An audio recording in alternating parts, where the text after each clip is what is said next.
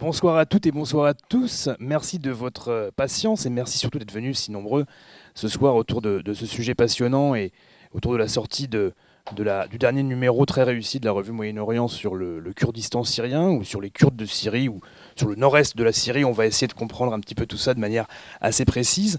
Je suis Alan Caval, je suis journaliste au quotidien Le Monde et j'ai eu la chance au cours de ces dernières années, depuis 2015, de me rendre assez régulièrement dans cette zone et d'en ramener des reportages, des analyses pour ce quotidien. Et donc je suis très heureux ce soir de pouvoir modérer cette discussion qu'on va tenter de penser de la manière la plus interactive possible avec deux excellents connaisseurs de ce sujet. Emad Esso, qui est l'auteur d'une thèse sur le Kurdistan syrien et également l'auteur d'un article très intéressant dans le numéro de Moyen-Orient écrit avec le géographe Cyril Roussel sur les enjeux sociétaux et économiques de la Fédération du Nord-Syrie, donc finalement une autre émanation ou un autre avatar de ce que c'est que le Kurdistan syrien ou la question kurde en Syrie.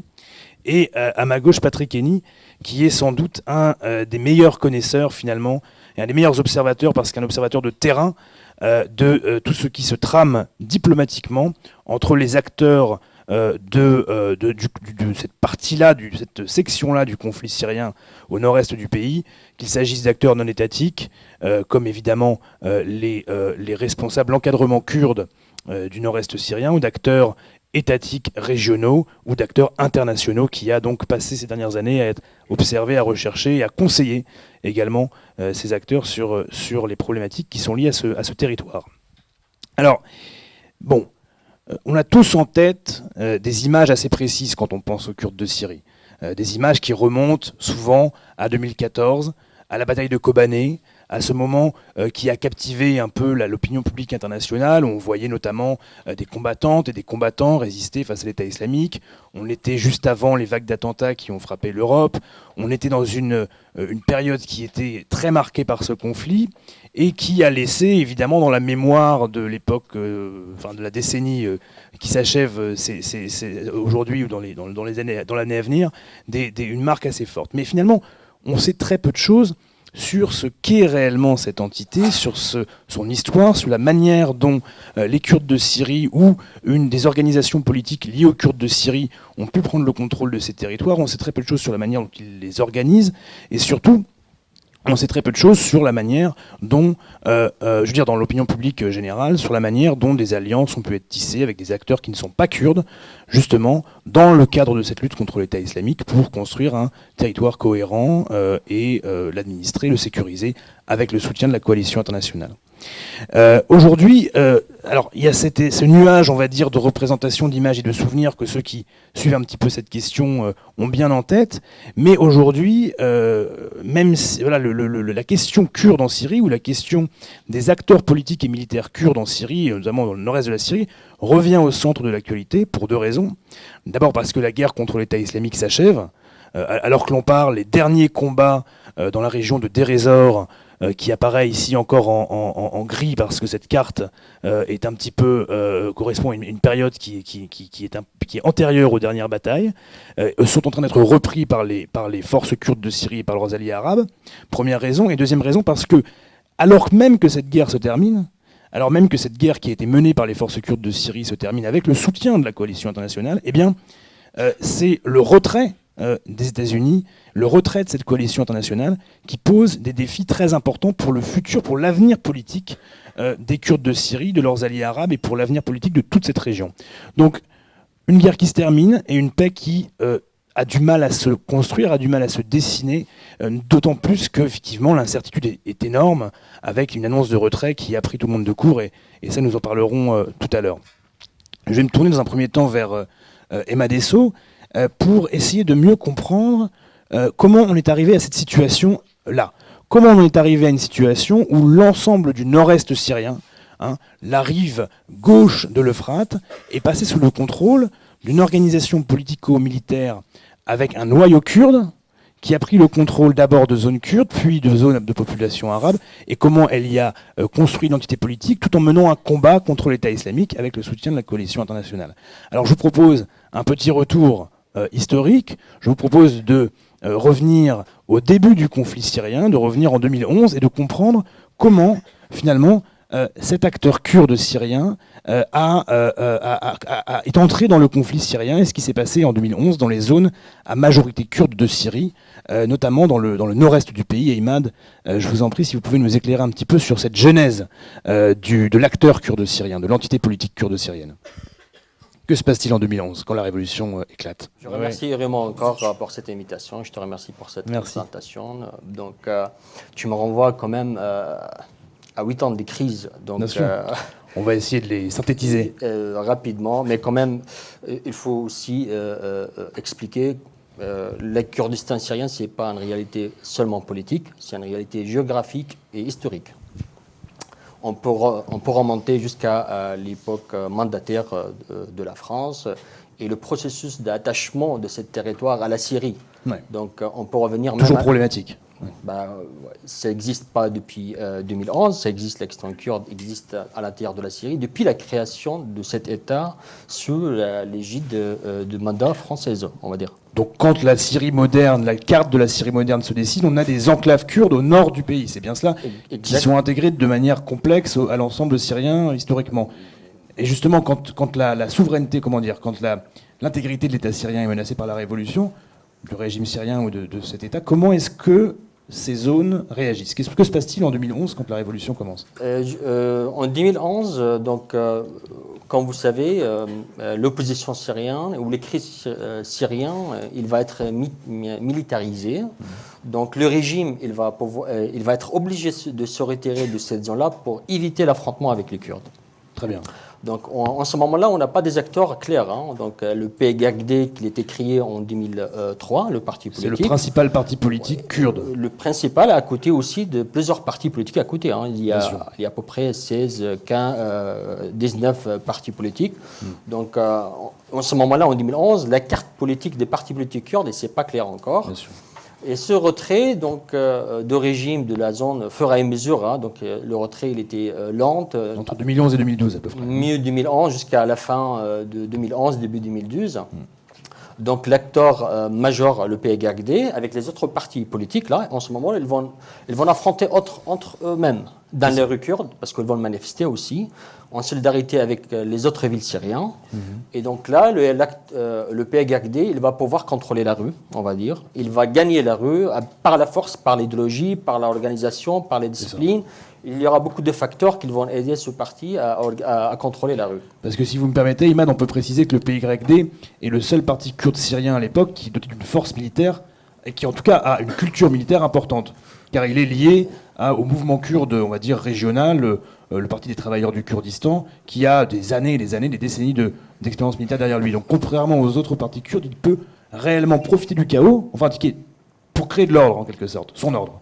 Aucun parti kurde syrien, ils avaient une formation militaire avant 2011. C'est ça. Ni le PKK, ni les autres. Mais en fait, au fur et à mesure, ils vont former leur formation militaire sur place. Ils vont faire de formation militaire genre force sécuritaire pour contrôler les quartiers, les rues, pour protéger, pour remplir ce vide sécuritaire parce que le régime se retire, surtout des zones majoritairement kurdes. Alors l'expérience ici, comme ce parti, c'est le parti frère, le parti de travailleurs de Kurdistan de la Turquie, donc ils ont le cadre... L'échange d'expérience, Non, il y a même les cadres de PKK, ils étaient des anciens membres de PKK, donc ils ont un peu de formation militaire. Bien sûr. Et jusqu'à maintenant, on contrôle les petits villages, les villes majoritairement kurdes comme Amoudar, Qamishli, Serekanir, Aslain. Sur la bordure vraiment nord de la... Ce qui va accélérer le contrôle, ou même l'élargissement de ces formations militaires, c'est l'attaque des brigades d'opposition syrienne à l'époque avec le color islamiste un peu, de Raslain, le bataille de Raslain qui commence fin de 2012 et qui termine à peu près après 6 mois. Ouais. Donc là, la formation militaire devient plus importante de PKK. Il y a un contrôle total. Donc là, en fait, si on résume, le régime se retire, le PYD, qui est le principal parti kurde, ou en tout cas le plus aguerri, le plus organisé, arrive à prendre le contrôle des zones à majorité kurde, et construit un projet qui est un peu une troisième voie entre le régime et l'opposition, et en tout cas construit son projet dans ces zones à majorité kurde. Là, ensuite, on rentre dans une logique de confrontation avec les forces les forces islamistes issues de l'opposition. Et ensuite, directement, il y a Daesh qui commence à s'attaquer au PYD, à Kobané. C'est bien cela? On est en quelle année? On est en octobre 2014, c'est ça? On s'approche de 2014. Ouais. On est au début de 2013. Donc, c'est paradoxal que les Kurdes syriens, ils sont luttés à l'intérieur de la Syrie contre les régimes. Mais la première bataille, ça va être contre les islamistes, les brigades islamistes qui viennent de ailleurs, de loin, de Homs, de Hama. Ouais. Ils voulaient s'installer dans cette zone-là. Ils ont dit, voilà, il y a un vide, peut-être on va pouvoir contrôler cette ville. Et à partir de cette ville, à commencer peut-être attaquer les autres villes.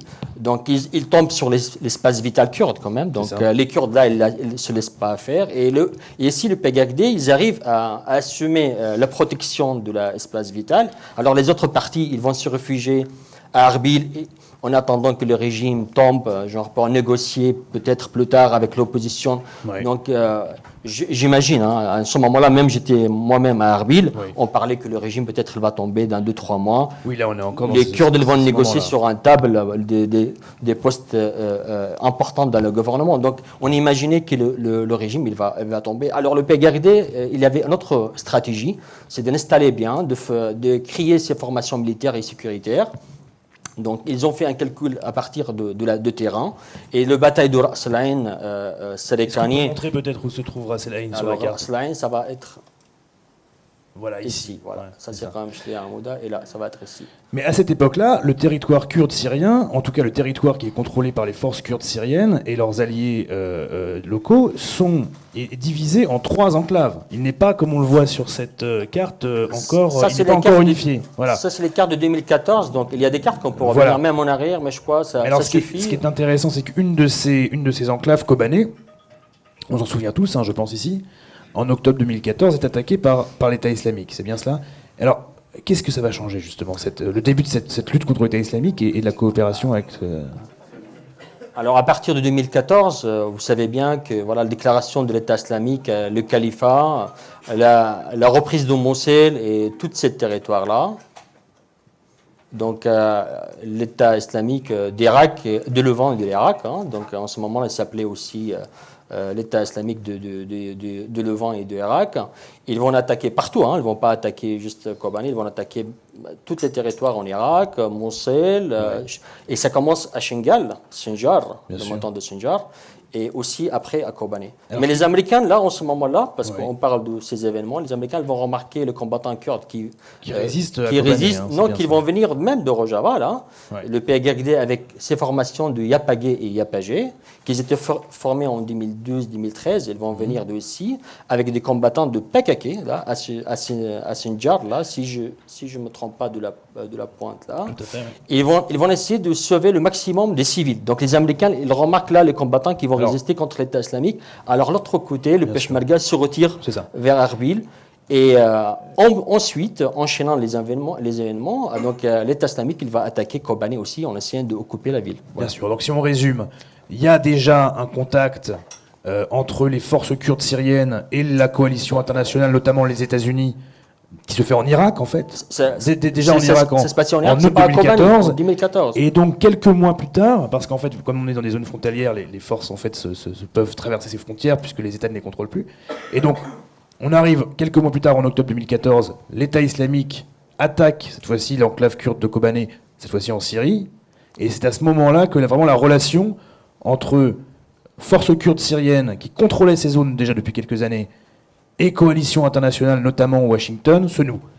Qu'est-ce que ça va impliquer? Ça va impliquer que les Kurdes vont devenir, en fait, les fers de lance de la lutte contre l'État islamique en Syrie. C'est bien cela? Les Kurdes, en général, là, ils ont 2 opportunités géopolitiques, on va dire. À ce moment-là, d'abord, le retrait de régime. Donc, ils vont contrôler ils vont contrôler les 3 cantons ou les enclaves kurdes, les zones kurdes, les territoires qui majoritairement kurdes.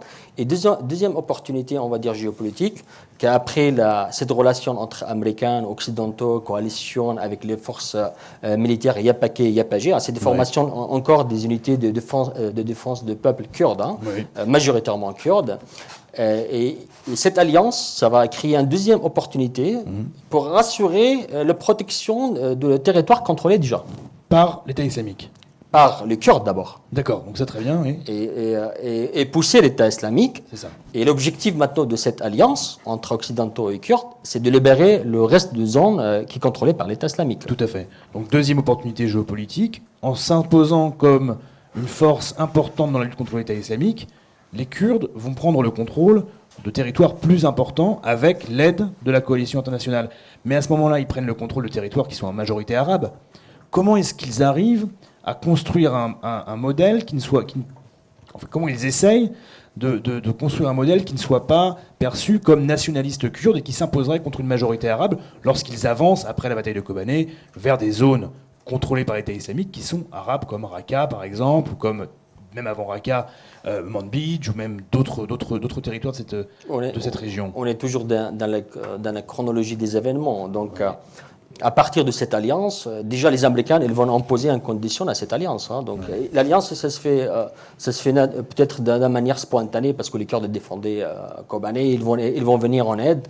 Mais après, il y a des conditions. Les Américains ils vont conditionner cette alliance d'associer les Arabes dans la force démocratique syrienne. Donc, et dans les structures politiques. Donc à la fois dans les structures militaires et dans les structures politiques, c'est ça militaire d'abord. Ouais. Militaire d'abord. Donc les forces démocratiques syriennes, c'est une force kurdo-arabe. Ouais. Donc unité de Yapagé, et avec des tribus arabes qu'ils vont aussi associer à ces forces militaires. Mm-hmm. À cette force militaire, et pour pouvoir libérer les zones majoritairement arabes et tribales.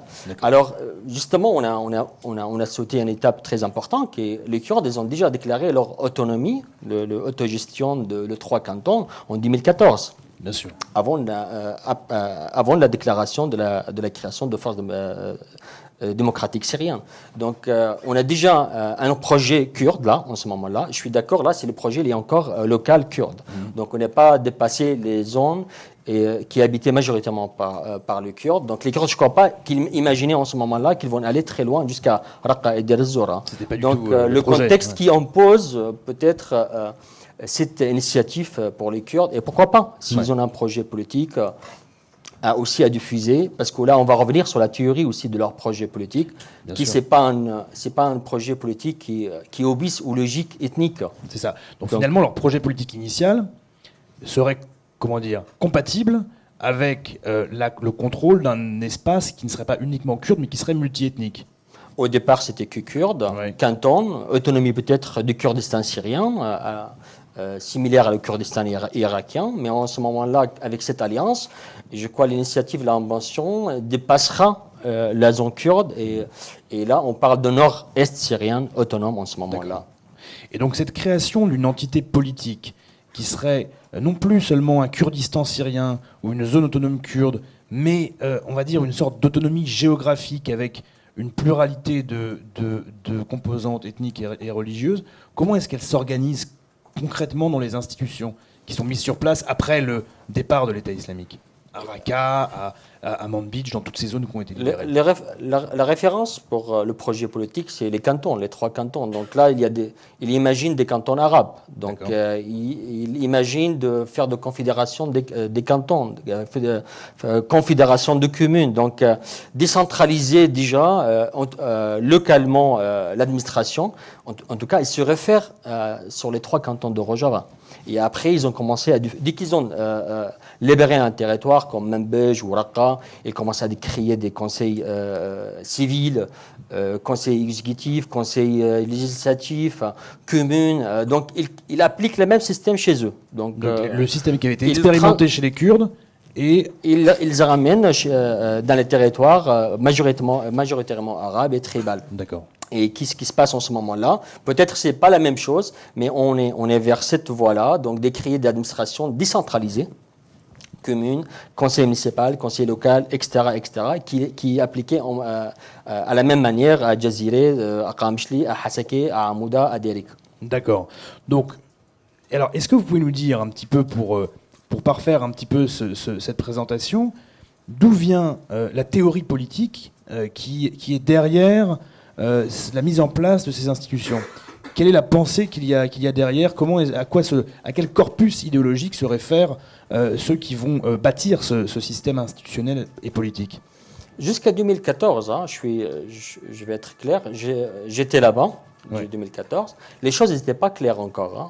Il y avait des conseils législatifs et des conseils exécutifs. Hein. Je me rappelle bien à Hamouda installé, mais les cumuls, ils n'étaient pas encore clairs en ce moment-là. On parlait des quartiers, de protection des quartiers. Il y avait des expérimentations, en fait. Donc, ils ne savaient pas. Il y avait les cantons, bien sûr. Hein. Il y avait le découpage administratif des cantons, mais à l'intérieur de cantons, il n'y avait que des conseils avec des comités qui vont gérer les domaines économiques, défense, municipalité, etc. Donc, en ce moment-là, on disait qu'il y avait un labo à Rojava pour un labo des idées. Et les idées viennent de la discours ou de la théorie d'Abdallah Öcalan, inspirée de la écologiste, essayiste américaine Moray Bookchini, qui lui, voilà, ses idées principales, hein, c'est de créer des communes libres, confédération de communes, et après le développer municipalisme libertaire. D'accord. Voilà. Donc ça, c'est une théorie politique qui est inspirée de la théorie de Murray Bookchin, le penseur américain, qui va être adaptée par Abdullah Öcalan, qui est le fondateur du Parti des travailleurs du Kurdistan, des Kurdes de Turquie, en fait, et qui va être adoptée, du coup, dans le laboratoire que devient le nord-est syrien. Ils disent, hein, le PKK, ils disent, nous, l'idéologie entre le PKK et nous, on le partage. C'est la même. Donc, c'est la même. Donc, Moray Bookchini, il n'a jamais expliqué comment on appliquait ça. Donc, ça applique en ce moment-là dans le nord-est syrien. Donc, à partir de Rojava, ils ont commencé avec une petite expérience. À partir de 2014 jusqu'à 2016, là, où il y a la déclaration aussi Armélan de la Conseil démocratique syrien, qui était déclaré, qui parallèlement... l'ensemble du territoire. C'était parallèlement après la déclaration de la création de forces démocratiques syriennes. Donc après, comme ils ont vu que leur territoire est en train d'élargir entre zones arabes et kurdes, donc ils déclarent une deuxième initiative politique qui s'appelle le Conseil démocratique syrien, avec coprésidence, femme kurde qui s'appelle Elham, et à l'époque, je crois, c'était même Haïssam Mannar, je crois, où il y avait plusieurs personnes qui sont passées. Hein, ils changent les postes et les personnes il y a un roulement assez régulier. Alors, c'est quand même très intéressant, effectivement, de constater que la guerre civile syrienne et puis la lutte contre l'État islamique a,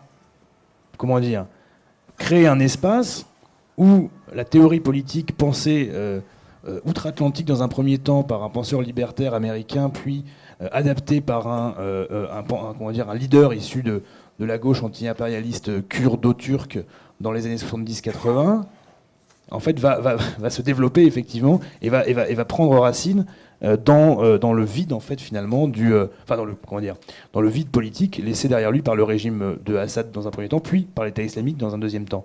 Alors, si vous me le permettez, je vais passer bientôt la parole avec Patrick Henny pour revenir sur les enjeux réellement actuels, mais peut-être pour résumer un tout petit peu, et je dis ça sous votre contrôle, on peut peut-être cerner un petit peu l'objet de nos conversations aujourd'hui en disant que ce dont on parle finalement c'est peut-être la rencontre d'un mouvement politique ou militaire qui est le mouvement kurde, qui est un mouvement qui n'est pas seulement syrien mais qui est un mouvement régional qui implique des Kurdes de Turquie, de Syrie, d'Irak et d'Iran autour du Parti des travailleurs du Kurdistan, le PKK, dont le PYD dont on parlait tout à l'heure est le parti frère.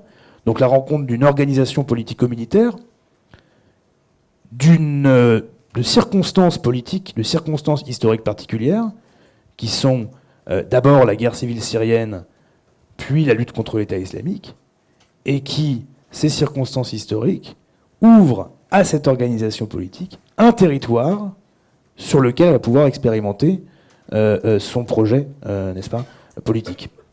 Alors, donc du coup, effectivement, on est sur un objet qui est un petit peu plus complexe que simplement le Kurdistan syrien ou que les Kurdes syriens. On est sur quelque chose qui est quand même d'une nature assez singulière et qui défie un petit peu parfois les catégories peut-être un peu simplistes qu'on aurait tendance à vouloir poser sur ces conflits, catégories ethniques, catégories confessionnelles. On est là plutôt sur quelque chose d'assez singulier qui est un mouvement politique qui existe en dehors de la Syrie, qui tire parti d'une situation de chaos politique, d'un vide politique pour s'imposer, ou en tout cas prendre le contrôle de certaines enclaves, qui ensuite trouve des alliés puissants, les États-Unis d'Amérique et la coalition internationale, pour prendre le contrôle de nouveaux territoires qui ne sont plus kurdes mais arabes, et ce qui aboutit maintenant à une entité politique qui grossièrement correspond à la rive gauche de l'Euphrate, qui est à la fois kurde mais majoritairement arabe, contrôlée par une organisation politique qui est encadrée par des Kurdes politisés selon la pensée d'Abdullah Öcalan et du PKK. Bon, bref, une entité assez complexe et dont on peut s'interroger sur l'avenir de cet objet politique. Car il est le produit, d'abord, d'une guerre civile qui, on va dire, touche à sa fin, ou en tout cas qui arrive vers une nouvelle phase. Il est le produit d'une lutte contre l'État islamique qui se termine. Et il est complètement conditionné dans sa survie aux relations que son encadrement a tissées avec des puissances extérieures. Et on voit bien qu'aujourd'hui, la décision de Donald Trump de se retirer de Syrie rebat complètement les cartes, change complètement le champ de force. Et là, on arrive dans une situation complètement différente. Et je vais demander à Patrick Henny de nous la décrire et de nous décrire un petit peu où on se trouve aujourd'hui et pourquoi, finalement, cette décision de retrait américain va demander aux Kurdes, enfin en tout cas à l'encadrement kurde de cette entité politique qu'on a décrit, va leur demander de déployer des trésors de diplomatie et de négociation pour pouvoir se maintenir et pour pouvoir assurer la survie politique de cette entité politique et de ce territoire. Les trésors vont être nécessaires parce qu'à mon avis, les enjeux sont énormes et la complexité de la situation est, je pense, dépasse tout ce qu'on a pu voir ailleurs en Syrie. Ce que Ahmed disait qui était central, il avait dit qu'il y avait deux opportunités géostratégiques. La première, c'était le retrait du régime du Nord-Est, mais aussi de Afrin, le troisième canton dont avait parlé Ahmed. Et en gros, la création d'un vide a permis au mouvement du PID d'investir et d'encadrer les populations dans ces zones. Jusque-là, c'est assez classique, c'est ce qu'il sait faire. Le PID a, comme le PKK ailleurs, une formidable capacité à structurer très rapidement des populations, quelles qu'elles soient, où elles soient. La situation devient beaucoup plus compliquée quand il s'agit de saisir la deuxième opportunité politique, qui est celle, en gros, de surfer sur la guerre contre le terrorisme, parce que la deuxième opportunité politique est créatrice de beaucoup de contraintes, mais aussi va pousser le mouvement à gérer des contradictions qui n'existaient pas auparavant. On est dans un mouvement qui s'inspire ou qui s'inscrit dans une matrice, on va dire, de la gauche radicale, avec différentes variations entre un fond léniniste, avant-gardiste, etc., qui ensuite vire à une pensée plus proche, voilà, de communalisme démocratique, libertaire, anarchiste, etc. Mais en gros, on est bien à gauche, quoi. L'anti-impérialisme est central, et voilà. La deuxième opportunité suppose une alliance avec les États-Unis. De Obama au départ, ça allait déjà un peu mieux. De Trump, après, c'était un peu plus compliqué. Contradiction difficile. Mais surtout, ça va les pousser à investir un territoire beaucoup plus important. Attends, tu me passes le rayon laser, là, que je puisse. Voilà. Que celui qu'ils avaient prévu au départ. Hein. Donc les trois cantons qu'on mentionnait avant, qu'avait mentionné Ahmed, donc c'était en gros cette partie-là, en gros, hein, qui va depuis l'extrême nord-est jusqu'à Ras Al Ain ici. Ensuite, il y a l'enclave de Kobani qui est là, et puis Afrin. Alors, la première poussée, si on veut, c'était bien sûr la reprise de ces trois cantons, 1, 2 et 3. Et ensuite, à partir de là, le plan, c'était la jonction, hein, ce qui est logique, donc un déploiement en quelque sorte horizontal, comme ça. Et donc, ce qui a été fait dans le nord-est, la ville de Tel Abyad, arabo-kurde, a été en fait l'espace de la jonction entre le premier canton et le deuxième, d'où sa sensibilité pour la Turquie. Hein.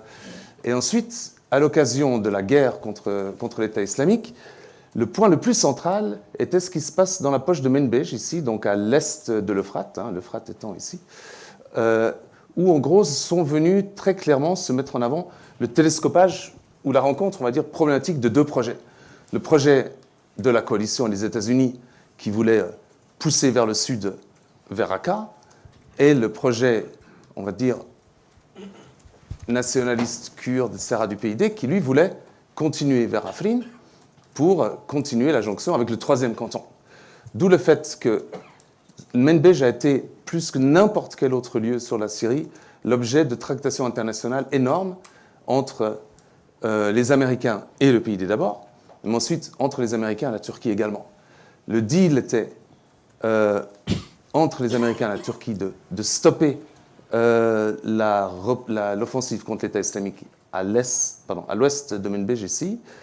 Le PYD a décidé de continuer de pousser jusqu'ici, voilà, et ensuite où il a été bloqué par une opération militaire menée par la Turquie avec des forces suppletives locales liées aux forces à l'armée syrienne libre, qui s'appelle l'opération de Rat al-Furat, donc le bouclier de l'Euphrate, et qui en fait a visé à couper le projet de jonction ici, entre Afrin, maintenant reprise militairement par la Turquie, et les deux cantons de l'Est.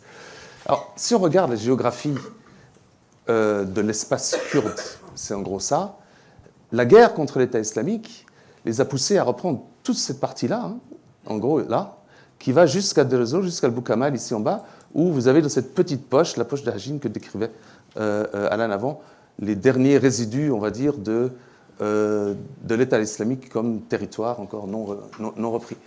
Si on regarde l'ensemble du territoire, on arrive à 50 000 km², hein, ce qui fait à peu près 5 fois la taille du Liban.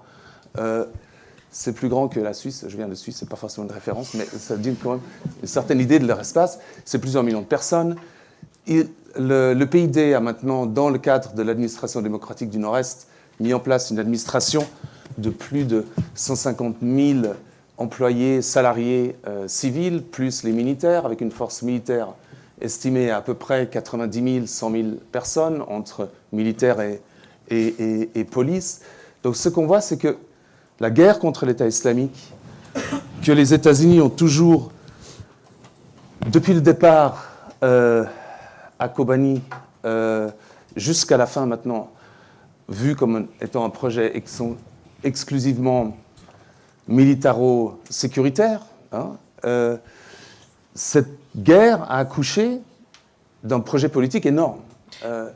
Maintenant, le Nord-Est, contrôlé par le PYD, représente à peu près entre 27 et 28% de l'ensemble du territoire syrien, et de facto reste maintenant la principale force face au régime de Bachar al-Assad, qui entre-temps a repris à peu près l'intégralité de... Je ne sais plus sur quel bouton je dois pousser.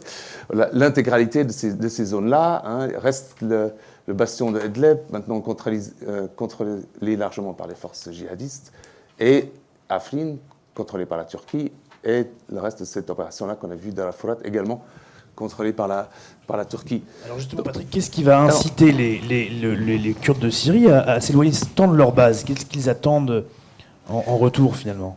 Alors, le calcul était vraiment un calcul, je pense... non, le calcul était un calcul militaro-sécuritaire. La logique du déploiement vers le sud, hein, c'est-à-dire les zones non kurdes ici, était simple. Dire, voilà, s'ils étaient coincés dans une bande de territoire entre une Turquie hostile au nord et l'État islamique au sud, la survie était tout simplement impossible. Du coup, pour eux, ils parlaient au départ de cette zone-là comme étant une espèce de bouclier, cordon sécuritaire, hein, cordon amni, qu'ils ne voyaient pas comme le lieu où allait se réaliser l'utopie politique, mais une espèce d'espace de profondeur stratégique nécessaire à leur survie.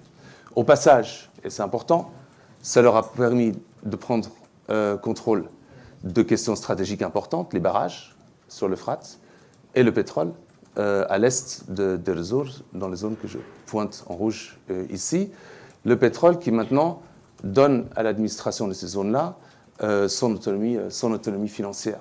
Donc il y a à la fois la question financière qui se pose ou la question du financement du projet qui se pose comme résultat d'une expansion stratégique qui s'est faite pour des calculs de survie, on va dire. Mais également, derrière ça, il y avait une visée plus politique. Et c'est là où la dimension stratégique et de négociation commence à se poser. Tout au long de la bataille, ou des batailles que le PYD, les YPG et ensuite les forces syriennes démocratiques ont menées dans les territoires arabes, le calcul stratégique de long terme du leadership était de dire, à un moment donné, en s'arrimant à la coalition internationale, la coopération militaire qu'on va pouvoir tisser à l'ombre de la guerre contre l'État islamique va être le tremplin pour notre conversion en une forme de coopération politique qui pourra à terme amener à l'inclusion du Nord-Est dans le processus de paix ou une certaine forme de reconnaissance politique internationale. Mais ça n'a jamais eu lieu. Et ça n'a jamais marché. Pour une raison simple, et là j'aimerais bien revenir juste un tout petit peu sur les États-Unis, c'est que les États-Unis n'ont jamais vu le Nord-Est comme étant une question politique dans laquelle s'investir. Pour une raison très simple, c'est que c'était trop coûteux par rapport à la Turquie. La première chose qu'ils ont fait, la première strate ou le premier moment de la politique américaine à l'égard du Nord-Est était directement imposé par les militaires. Les YPG étaient sur la défensive, l'État islamique était partout en progression, Kobani était sur le point de tomber. La vision était totalement apolitique du point de vue des États-Unis. Il fallait soutenir une force militaire qui était sur le point d'être défaite. Et cette force militaire, progressivement, à la lumière de ses succès, est devenue progressivement un vrai partenaire militaire, non seulement à Kobani, mais ensuite pour la reprise de tout le reste.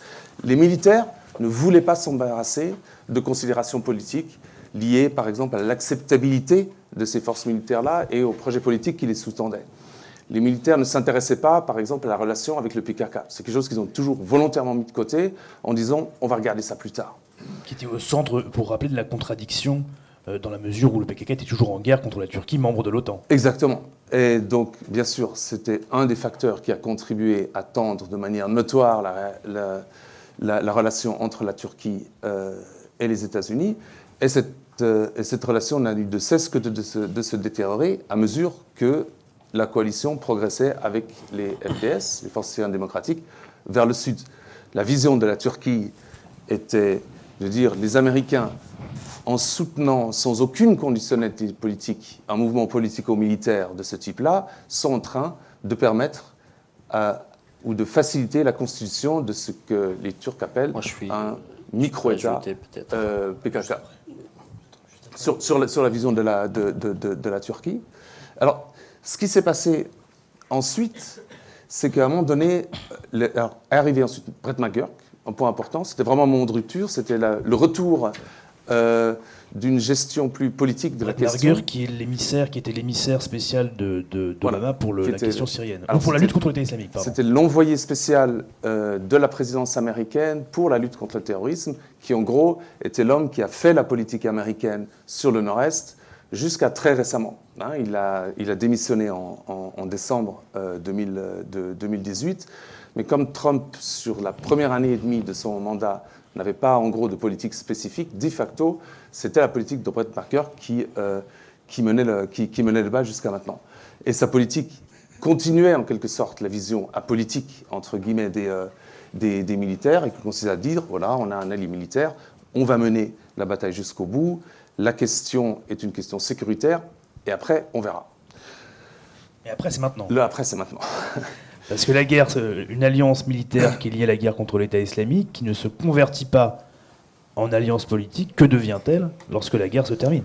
Alors, ce que, dans une des discussions avec les Américains, disait un des leaders justement du PID, il disait, voilà, nous on a fait le pari stratégique de nous arrimer avec vous, on est resté avec vous jusqu'au bout, cette relation avec les États-Unis nous a coûté, elle a contribué à rendre beaucoup plus difficile une entente avec le régime. Les relations avec la Turquie se sont détériorées en proportion.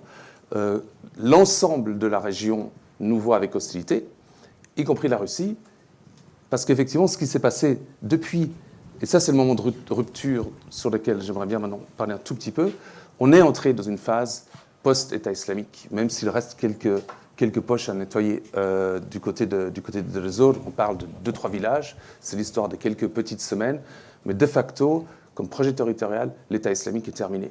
Et de facto également, la valeur ajoutée des YPG et du PID se termine avec ça. Non seulement elle se termine, mais elle se termine dans un contexte où l'ensemble des États de la région ont vu cette alliance entre les Kurdes et les Américains et la regardent avec suspicion pour des raisons qui leur sont spécifiques. Du point de vue de la Turquie, cette entité politique qui s'est créée et une extension du PKK va être une espèce d'enclave ou de sanctuaire dans lequel le PKK va permettre de gagner en puissance. Pour la Syrie, pour Damas, les États-Unis ont favorisé une dynamique de partition à l'intérieur de la Syrie. Pour la Russie, les Kurdes ont perdu leur équilibre stratégique qu'ils avaient maintenu en parlant à la fois aux Américains et aux Russes, notamment dans le cadre d'une coopération qu'ils avaient avec les Russes sur la zone de Afrin, ici. Et du point de vue des Iraniens, la continuation de l'alliance entre les Kurdes et les Américains, dans un moment où, en gros, la guerre contre l'État islamique se termine, confirme l'Iran dans ses vues que les Kurdes sont en train de glisser de leur neutralité axiologique, la troisième voie dont parlait Ahmad, et de basculer vers le camp américain.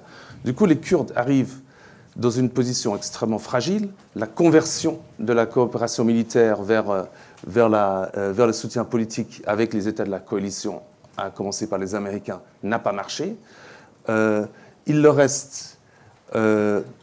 ils comprennent également, ce premier point. Deuxième point, ils comprennent depuis la bataille perdue de Afrin que toute la puissance militaire qu'ils ont constituée dans le nord-est, ces 100 000 hommes, au final, reste une force d'infanterie qui peut difficilement tenir face à des armées équipées d'une aviation efficace, comme c'est le cas de Damas, soutenu par la Russie ou la Turquie. Donc, il n'y a pas d'autre option pour eux que de passer aux politiques dans un contexte où la relation avec les coalitions non seulement ne permet pas le passage politique, mais elle rend plus compliquée. Il y a trois options. Première, mais maintenant, c'est toute la négociation qui se joue maintenant, non pas pour sortir de la guerre civile et passer à la phase de la paix, mais à mon avis, pour éviter une deuxième guerre, se joue là autour. On a une première triangulation où un accord est cherché, c'est entre la Turquie, les États-Unis et le PID. Je dis le PID pour faire court. Les Kurdes de Syrie, l'encadrement kurde dans le nord-est. La deuxième option de négociation, la deuxième voie de la négociation, c'est entre la Russie, le régime, et les Kurdes. Et la troisième, sans doute la plus dangereuse d'un point de vue de conflit, c'est la négociation ou les discussions en train de se faire entre Russie, Turquie et potentiellement derrière eux Damas. Alors, c'est quoi en gros ce qui se joue maintenant? Je vais essayer d'être court. Il y a plusieurs offres qui commencent à se dessiner. On a eu une phase de chaos. Le 19 décembre, Trump annonce son retrait. Tout le monde est pris au dépourvu, mais littéralement tout le monde, y compris John Bolton, qui était avec Trump au téléphone quand Trump a annoncé son départ à Erdogan. Erdogan lui-même a été surpris. Il ne demandait pas le départ, il demandait la fin de l'aide au PKK. Et tout le monde a eu une espèce de frénésie en cherchant des solutions, ce qui a créé un chaos d'à peu près 2 semaines. Maintenant, on commence à voir des offres se dessiner et des options se clarifier. Je vais en parler brièvement. Première option, c'est celle que les Américains essayent de mettre en place.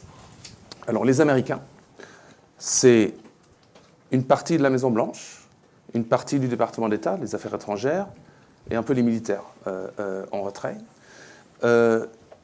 Ils ont comme objectif stratégique, de terminer la guerre contre l'État islamique, mais la guerre définie de manière extensive, c'est-à-dire non seulement la fin du projet territorial, mais également la stabilisation des zones reprises à l'État islamique en Syrie. 2, une forme de changement politique à Damas dans le cadre de la résolution du Conseil de sécurité 2254. Et 3, contenir l'Iran. Contenir l'Iran. Alors, contenir l'Iran, encore un objectif relativement flou, qui avant était défini en termes de contrôle territorial. Alors, et 4, mais de manière mineure, la protection d'un partenaire militaire ou d'un ancien partenaire militaire qui compte beaucoup pour la défense américaine, beaucoup moins pour les affaires étrangères, qui, elle, parle beaucoup plus avec la Turquie. La proposition américaine, maintenant, est en train de se dérouler sur 3 axes. En gros, l'idée est de donner quelque chose à la Turquie sur ce qu'elle demande depuis longtemps, c'est-à-dire une zone, pas démilitarisée, mais une zone, on va dire, sans combattants, sans capacité militaire des YPG sur la frontière avec la Syrie. Ça, c'est la première chose. Elle est remplacée par des forces de ce que les Américains appellent des mutually accepted, des forces acceptées par les deux parties, c'est-à-dire le PYD d'un côté et la Turquie de l'autre. Ensuite, redéfinir la gouvernance dans l'ensemble du hinterland arabe pris par les Turcs ici, selon des termes et dans le cadre d'administration qui seraient plus acceptés par la Turquie. Et troisièmement, assurer que cette zone-là, même sans force américaine sur place, maintenant on est encore à peu près 2000 personnes, 2000 combattants américains sur place, devienne une zone jouissant d'une protection aérienne qui serait assurée à partir de la périphérie de cette zone-là, donc par la Turquie d'un côté et par l'Irak de l'autre. Les points faibles de la proposition américaine sont multiples. D'abord, elle est extrêmement complexe. Comment est-ce qu'on fait pratiquement une zone sans force militaire des YPG ici? Qui est-ce qu'on met à la place? Quel type de gouvernance se joue là? Comment la Turquie va réagir par rapport à ça? Transformer une structure de gouvernance sur un territoire aussi vaste que cette espèce d'arc arabe qui s'étend de l'extrême est, ici à Deir ez-Zor, jusqu'à Menbej, dans un contexte où le PYD et l'administration ont réussi à mettre des administrations fonctionnelles qui ont vraiment assuré le minimum avec succès, et le minimum étant sécurité, et ça compte en Syrie, et un minimum de services est quelque chose de compliqué. Pareil, l'idée, c'est de définir des administrations qui seraient acceptables du point de vue de la Turquie, c'est-à-dire que ça plus directement sous le contrôle du PYD, pour faire court. Et le troisième point, également, une protection aérienne sur cette zone est bien sûr militairement possible, mais ça suppose plus de troupes américaines au contour de la Syrie, en Turquie et en Irak, dans un contexte où le statut légal des forces américaines en Irak est toujours plus contesté par le Parlement lui-même, sous pression iranienne notamment. Mais aussi, donc ça voudrait dire plus d'hommes, même si c'est plus en Syrie, et ça sera beaucoup plus coûteux. Alors que l'idée de retrait de Trump concerne l'ensemble du Moyen-Orient et pas seulement le nord-est syrien. Principale faiblesse de cette option, c'est comment la vendre à un président qui, lui, est dominé par son isolationnisme, qui veut certes de l'escalade avec l'Iran, mais qui veut en réduire les coûts. Or là, les coûts augmentent et la présence dans le Moyen-Orient se maintiendrait.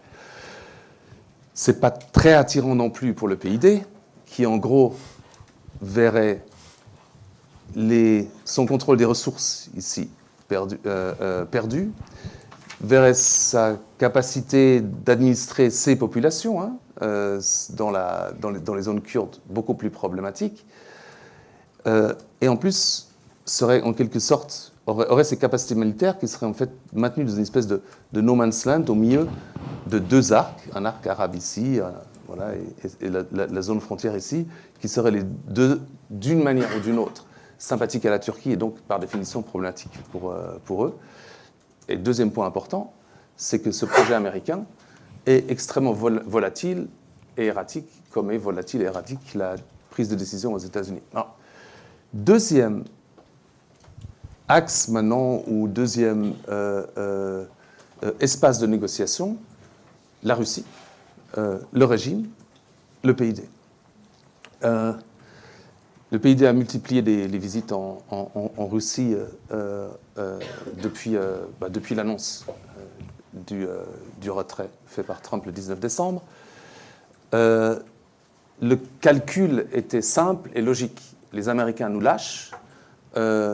Des Américains sans présence au sol, avec un concept de couverture aérienne très flottante, c'est pas très convaincant. La Russie n'a jamais été un ennemi. La Russie a intérêt à éviter une guerre dans une Syrie dont elle est de facto devenue le dépositaire ou le futur dépositaire à terme. La Russie a montré un intérêt pour, on va dire, les grands termes de la solution proposée par les Kurdes, le fédéralisme, une décentralisation poussée, etc. Et la Russie a une capacité de pression sur le régime. Donc tout ça mis ensemble fait de la Russie un partenaire quasi naturel pour une stratégie de négociation que le PID essaye de mener aujourd'hui. À ceci près, et c'est important, que la Russie est également tenue à une relation avec la Turquie qu'elle valorise pour toute une série de raisons. Relations économiques, relations militaires, compétition avec les États-Unis sur les grandes alliances géostratégiques de la Turquie. Faiblissement de l'OTAN, en un mot. Alors, la tirer vers l'Est, si on veut. Ouais. Mais au-delà aussi, coopération militaire sur d'autres dossiers, comme par exemple la circulation sur la mer Noire, etc. Donc, la Russie a toujours été claire au Kurdes. Elle leur a dit, si vous voulez que nous jouions un rôle de médiateur actif dans le cadre d'une entente entre vous et Damas, on ne pourra le faire que dans le cadre d'une proposition qui n'affectera pas de manière forte notre relation avec la Turquie. Donc, quelque part, et c'est un peu l'enjeu, c'est que pour que la Russie puisse jouer un rôle important dans le cadre de la deuxième option, il faut que l'offre qui leur soit faite à la Russie prenne un minimum en compte les intérêts sécuritaires de la Turquie, qui est l'ennemi du PID. Donc, c'est compliqué. Dans le cadre de l'échec de ces deux négociations, troisième option qui se joue maintenant, non pas comme plan B, c'est les discussions entre la Turquie et la Russie. On a vu récemment le président Poutine parler des accords d'Adana. Les accords d'Adana étaient des accords de coopération sécuritaire entre Damas et Ankara, à un moment donné où Damas a rompu son pacte avec le PKK en 1998, et qui permettait plusieurs choses. D'abord, signifier la fin de la marge de manœuvre laissée au PKK en Syrie, mais surtout, de manière beaucoup plus importante pour la situation actuelle, ces accords stipulent et donnent le droit à la Turquie à des interventions limitées dans un rayon ou dans un espace de 5 km à l'intérieur des territoires syriens sur la bande frontière. Donc, de facto, les accords d'Adana donnent un cadre légal pour une application manu militari de cette zone démilitarisée pour laquelle la Turquie plaide dans ses discussions avec tout le monde, hein, avec les Américains d'un côté, mais avec les Russes également. Donc on est dans une situation de négociation difficile parce que chaque acteur est en contact avec les autres. Les Russes parlent avec les Turcs parlent avec les Américains parlent avec les Kurdes et avec les Turcs, essaient de se poser en médiateur. Les Américains essayent de bloquer une entente entre les Kurdes et Damas via l'entremise possible de la Russie. Et ce qu'on voit, c'est que les options négociées sont soit extrêmement complexes et sans doute trop complexes pour marcher, c'est le cas de la position des efforts américains, à mes yeux, ou alors demanderaient tellement de concessions au PID pour être attirantes, c'est-à-dire les efforts, en tout cas la position russe actuellement, qui fait que l'offre que les Russes pourraient accepter de la part du PID ne pourrait pas l'être pour le PID. La Russie, en gros, je terminerai là, la Russie, encore une fois, était claire, disait, voilà, nous ne pouvons pas antagoniser Ankara pour vous rapprocher avec Damas. Et un diplomate russe me disait avec un certain cynisme, il disait, voilà, si maintenant le PID a le choix entre une défaite militaire et un suicide politique, quoi. Et c'est ça qui rend la position extrêmement difficile pour un parti qui a, pendant près de 4-5 ans, constitué l'essentiel de ses efforts à imposer un fait accompli sur le terrain et qui tout à coup se retrouve projeté en l'espace de quelques semaines dans un espace complètement différent, qu'il maîtrise moins, qui est celui de la négociation de haut vol internationale, etc. Et je pense qu'on a deux dangers. Le premier, c'est que l'échec de ces positions négociées va aboutir à la mise en avant de la troisième solution, qui a une part de militaire, c'est-à-dire un accord, une entente entre la Turquie et la Russie, qui ne pourra que se faire sur le dos de la situation actuelle dans le nord-est, et qui ne pourra pas se faire sans un recours minimum à une force, à une intervention militaire. Et l'autre scénario, qui moi me paraît également très probable, c'est qu'aucune des solutions négociées ne va marcher, parce qu'elles sont toutes trop compliquées, et qu'à un moment donné, c'est les dynamiques sur le terrain qui vont imposer leur propre réalité. Et là aussi, les dynamiques sur le terrain ne peuvent être que militaires. Je vais juste mentionner un point là-dessus. Désolé, je suis un tout petit peu long. C'est que si une opération de la Turquie débute, où que ce soit sur le nord-est, elle n'est pas forcée d'être globale, hein. Elle peut se concentrer sur certains points névralgiques, Tel Abyad par exemple. Immédiatement, ce qu'on aura, ce sera une concentration sur la bande frontière. Tout ça, bien sûr, dans le cadre d'un départ des Américains. La zone de Deir ez-Zor, qui est vraiment le maillon faible de l'ensemble de cette administration, maillon faible en termes de couverture administrative, en termes de couverture sécuritaire, ça reste le Far West, hein, c'est en train de devenir toujours plus. Le régime a, depuis près d'un mois, massé des troupes ici, sur l'ouest de l'Euphrate. Les forces du Hashd al-Sha'bi, les milices chiites en Syrie commencent à revenir, se repositionner, anticipant un retour américain sur la frontière syro-irakienne.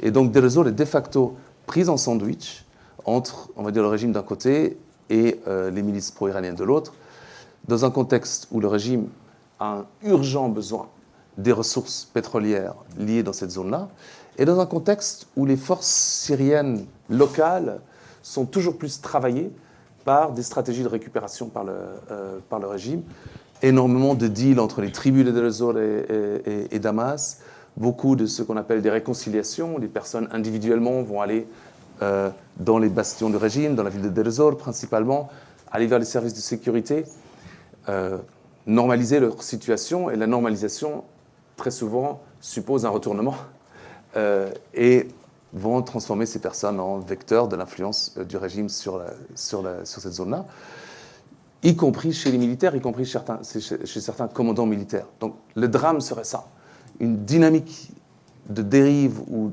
de confrontation armée sur le nord, à mon avis, ne peut que provoquer une dynamique similaire dans le sud, et dans ce cas-là, on aura les FDS qui vont être prises, ceinturées, entre deux zones de conflit, et un nouvel espace majeur de confrontation. C'est pour ça que, à mon avis, on n'est pas forcément au bout sans même parler de la guerre civile en Syrie. Sans même parler des cellules dormantes de l'État islamique qui demeurent encore, me semble-t-il, dans cette zone et qui auraient tout à gagner de cette situation chaotique. Il me semble que ça produit déjà quelques nuits blanches à Washington et à Paris, l'idée d'une résurgence éventuelle de cet acteur dans un contexte aussi difficile et chaotique. Je vais me permettre de maintenant bientôt donner la parole au public, puisqu'on m'a dit qu'il fallait quand même qu'on échange ensemble. Je remercie vivement Emad et Patrick pour ces deux exposés brillants qui, malgré la complexité de la situation, nous ont donné, excusez-moi, une présentation claire et concise. Je retiens tout de même que c'est assez remarquable que cet espace assez périphérique finalement dans le contexte syrien, qui est celui de ce nord-est, de cette Jésirée, qui n'a jamais abrité de centre urbain majeur, qui n'a jamais été au centre peut-être des préoccupations stratégiques des grandes puissances, est aujourd'hui le nœud finalement d'intérêts qui, finalement, aussi bien au niveau de la tribu, au niveau local qu'au niveau global, international des grandes puissances, finalement mêlés les uns aux autres, et que finalement le statu quo qu'on croyait voir se dessiner peut-être il y a encore quelques mois, avec ces trois grandes zones, régime soutenu par la Russie, reste de l'opposition soutenu par la Turquie, nord-est aux mains des Kurdes soutenu par Washington et ses alliés, est en train de totalement changer et d'ouvrir vers une nouvelle dynamique et vers une nouvelle donne assez, malheureusement, assez préoccupante. Il est temps maintenant de prendre les questions. Alors j'ignore comment on procède ici. Est-ce qu'on prend plusieurs questions, puis ensuite on y répond? 3 questions, très bien. Alors, y a-t-il déjà des des personnes qui souhaitent poser une question. Madame, je vous en prie. Le micro arrive.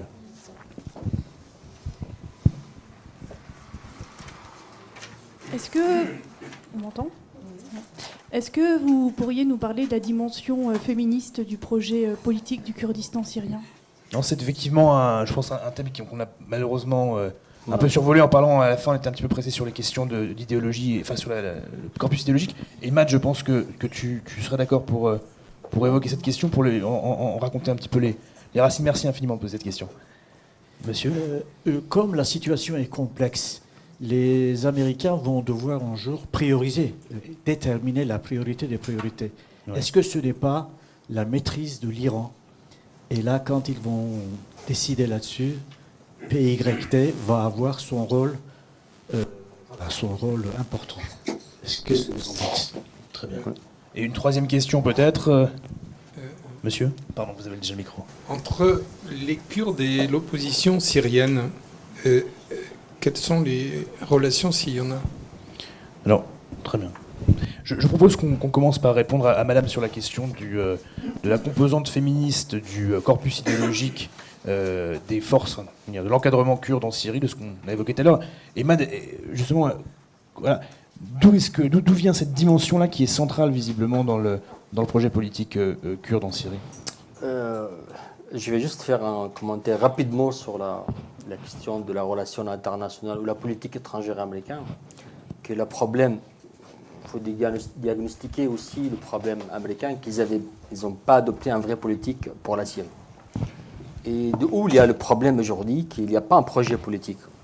Et là, peut-être, on va revenir un peu sur le building state, hein, donc l'opération de liberté en Irak, en Afghanistan, de reformer les régimes, et le discours de George Bush en 2003 aussi sur le remodelage démocratique dans le Proche-Orient. Et je précise ici, c'est à partir de 2015, Obama, c'est vrai, c'est lui qui a voté la loi au Congrès américain pour financer et armer les Kurdes directement. Mais malheureusement, cette vide-là, qu'il n'y a pas un suivi. Il n'y a pas un suivi pour le processus de paix à l'intérieur de la Syrie qui touche tout le monde. Hein. Ça ne touche pas que les Kurdes, parce que malheureusement, cette ouverture politique à partir du nord vers Damas pour imposer un projet politique pour au moins une réforme, il pouvait être très bénéfique pour les Syriens, pour les Kurdes, pour tout le monde. Hein. Et malheureusement, là, dans cette vide politique d'étrangers américains pour la Syrie, le tweet de Trump, là, le 17 décembre, il anticipe le chaos. Voilà, il n'y a pas de projet politique. Hein. Ils ont vu que des solutions militaires rapides pour... c'est toujours comme ça, hein, donc des solutions militaires rapides sans un projet politique pour l'avenir de la Syrie, où les Kurdes pouvaient être associés dans ce projet politique. Et malheureusement, il y a le processus de Genève, bien sûr. Donc ils ont mis des plans. Hein, je me rappelle bien de Pompeo ou de Bolton, ils ont parlé de faire un peu de stabilité dans le nord et de la Syrie. Même la France aussi, il y a des déclarations aussi. Hein. On parlait comme après le post-guerre Daesh, il y aura un poste de stabilité à l'intérieur de la Syrie, et on parle de la processus de Genève. Donc de faire obliger les acteurs de s'asseoir sur la table et pour trouver une solution selon le résolution onusienne de 2245. Malheureusement, les Russes, les Iraniens et les Turcs, ils ont trouvé un autre alternatif à Satana, à Souchi, qui ne marche pas. Hein. Donc voilà, il n'y aura jamais un régime qui peut aussi proposer un alternatif aux tribus arabes qui sont dans cette zone-là. Le régime est très faible, il compte sur des milices chiites. Même l'État syrien, il est changé. L'État syrien de 2010, il est totalement différent d'aujourd'hui, de 2019. C'est un État qui est affaibli. Les Kurdes, quand ils s'assoient avec le régime, ils ne s'assoient pas avec le régime, ils s'assoient avec des généraux iraniens. Et donc les Kurdes aujourd'hui négocient avec les Russes et négocient avec les Américains. Le régime, il n'est plus là. Mais on voit bien à quel point l'internationalisation du conflit a affecté l'ensemble de ces acteurs. Mais malgré tout, justement, dans ces poches dans ces territoires qu'ont pu contrôler les forces kurdes jusqu'à présent, il y a un projet politique. Et dans ce projet politique, il y avait donc justement la force. Moi, je pense, en rentrant dans les détails locaux, hein, la force de ce projet, c'est la volonté des Kurdes et des Arabes des tribus arabes de protéger leur projet, parce qu'il n'y a pas d'alternative. Moi, je ne vois pas l'alternative turque. C'est pas l'occupation turque de la zone de Tambon, ce n'est pas une alternative ou un projet politique pour l'avenir de cette région, ni pour la Syrie. Ce qui se passe à Afrin ou même à Jarablus, on a vu, ils ne proposent rien. Donc il n'y a pas une alternative politique par rapport à la Turquie. La Turquie aussi, ils veulent aussi utiliser la carte kurde voilà, pour des solutions, ou pour plutôt des buts politiques intérieurs de la Turquie. Il s'agit peut-être d'élections qui vont venir là en mois de mars, le 31. Peut-être Erdogan... Élections municipales, c'est oui, ça. Erdogan allait chercher peut-être une petite guerre. Hein. Lui-même, comme il a dit Patrick, il était étonné que les Américains le vont retirer comme ça. Donc, il y a un vide... Et jusqu'à aujourd'hui, les Américains, ils battent avec les Kurdes jusqu'à aujourd'hui. Hein. Donc le poste de Hajin, il n'est pas encore terminé. Peut-être d'ici 1 semaine, 2 semaines, 3 semaines. Et ça sera impossible de se retirer aussi. Hein. Ils ont vu un plan de 30 jours, ils ont dit ça ne marche pas, les généraux américains. Après, ils ont dit maximum, si on va démonter les matériaux, il nous faut minimum 4 mois. Ouais, donc, moi, je vous rassure qu'ici à 4 mois, il n'y aura pas de changement sur le terrain. Les Américains vont rester. Pourtant, tout le monde s'agite et commence à essayer de... C'est vrai, on est dans la confusion médiatique. Ouais. Voilà, le retrait, les Kurdes négocient, tout ça, mais tout ça, c'est des confusions. Mais sur le terrain, il n'y a rien qui change. Les Kurdes et les Arabes, ils se coopèrent bien dans le nord-est syrien, surtout à Deir ez-Zor. C'est vrai, la situation sécuritaire, elle est un peu ambiguë. Voilà, il y a encore les cellules de Daesh. Aussi les cellules de services de renseignement iraniens, du régime syrien, même les Turcs qui sont actives, elles veulent aussi faire une division entre Kurdes et Arabes. C'est ça aussi l'enjeu, hein, de faire une petite division entre Arabes et Kurdes pour qu'elles puissent aussi récupérer cette zone-là. Mais moi, je ne trouve pas que c'est des plans qui peuvent être efficaces pour récupérer cette zone-là. Il n'y a pas d'alternative, ni militaire, ni politique pour moi, en ce moment-là. Les Russes, ils sont très faibles. Je ne crois pas qu'ils vont envoyer des militaires dans cette zone-là. Ni les Turcs, en ce moment-là. Ils ont pensé peut-être de faire une petite guerre à Membej, mais pas occuper une zone de 400 km. Les enjeux sont importants pour eux, et même pour les Turcs, c'est déjà des moyens qui devront être mis en place, qui seront très importants. Ça répond en partie aux questions de ces messieurs. Peut-être par rapport à la question de madame sur l'importance donc, de la pensée féministe. Ce qui est bien, voilà, pour le projet politico-sociétal kurde arabe, arabo-kurde aujourd'hui je l'appelle, parce que les Arabes sont les partenaires, donc, et parfois ils se fâchent quand on dit voilà c'est un projet kurde arabe, ils disent voilà c'est un projet syrien, démocratique, comme ça ils appellent le nord-est autonome syrien. Alors pour l'histoire de droits des femmes, ou le mouvement féministe, c'est très avancé au nord, parce qu'ils ont un quota maintenant. Comme ils ont décidé de faire des conseils municipaux ou de communes ou de conseils législatifs, je parle en général dans l'administration, ils ont imposé un quota, à peu près 40%. Les femmes elles devraient être présentes dans toutes les administrations. Donc jusqu'à 40%, ils arrivent à assurer cette quota. Et vous voyez aussi, s'il y a un président, il y a toujours un coprésidente. Donc il y a toujours un homme et toujours une femme qui gère avec l'administration. Donc les femmes, elles sont présentes. Si vous allez partir au nord de la Syrie, vous allez toujours trouver 2 responsables, un homme et une femme. À tous les postes de responsabilité. À tous les postes, presque, au poste presque partout, présenté comme étant de responsabilité. Même dans ce qui est aussi étonnant maintenant, à Deir ez-Zor, Araqa, on voit des femmes arabes. On sait bien, on vient d'une zone aussi très bas, là, donc très traditionnelle. Donc on n'avait pas l'habitude de voir des femmes aussi dans les postes très importants. Donc c'est un avancement très énorme pour les femmes dans la région. Je peux peut-être apporter une petite anecdote de terrain, si vous me le permettez, messieurs. Lorsque j'étais il y a 1 an maintenant à Tapka, qui est donc une ville qui était vraiment une ville contrôlée par l'État islamique sur l'Euphrate, où se trouve un barrage hydroélectrique important que Patrick a évoqué tout à l'heure, j'ai été témoin de la création du conseil local de Tapka. Et c'était assez incroyable de voir, ils avaient réquisitionné une ancienne salle de cinéma dans cette ville pour faire cette cérémonie d'ouverture du conseil local. Et effectivement, on voyait sur l'estrade un cheikh d'une tribu arabe, un chef tribal arabe, un notable de Tapka, qui est une profession libérale, et 2 femmes, une femme arabe de Tapka et une femme kurde qui était elle-même une cadre en fait du mouvement kurde depuis des années, qui avait des années de combat derrière elle. Et donc on voyait en fait dans cette salle à la fois des révolutionnaires kurdes issus du PKK femmes, des chefs tribaux arabes, dont certains avaient collaboré avec l'État islamique, mais s'étaient repentis et donc qui avaient donc servi une idéologie qui était féminicide et une idéologie fondamentalement, évidemment, contraire au principe de l'égalité entre les sexes, naturellement, c'est un pléonasme, et enfin le féminisme. Et donc il y avait quand même, et c'est ce que Patrick disait tout à l'heure, cette capacité à organiser de manière extrêmement rapide, comme ça, à construire des institutions comme ça sur ce modèle-là, contre toute, enfin, et jusqu'à aller contre toute réalité sociale, contre toute nature, enfin, réalité sociologique du coin, et à construire de manière assez rapide et souvent relativement efficace, en tout cas sur le court terme, des entités qui correspondent aux idées, enfin en tout cas à l'idéologie de cette organisation politico-militaire. On va peut-être prendre les questions de monsieur. Oui, monsieur. L'Iran, absolument. On va tout de suite parler de l'Iran. Et donc Patrick, si tu veux bien justement répondre à cette question sur le facteur, si je comprends bien, le facteur iranien, l'importance du facteur iranien dans la prise de décision américaine ou dans la manière dont les États-Unis voient cette zone, perçoivent cette zone et y perçoivent leurs intérêts. Ce qui est intéressant, c'est que ce que disait Ahmed, à mon avis, est profondément juste, c'est que les Américains, jusqu'à décembre 2017, n'ont pas fait de politique.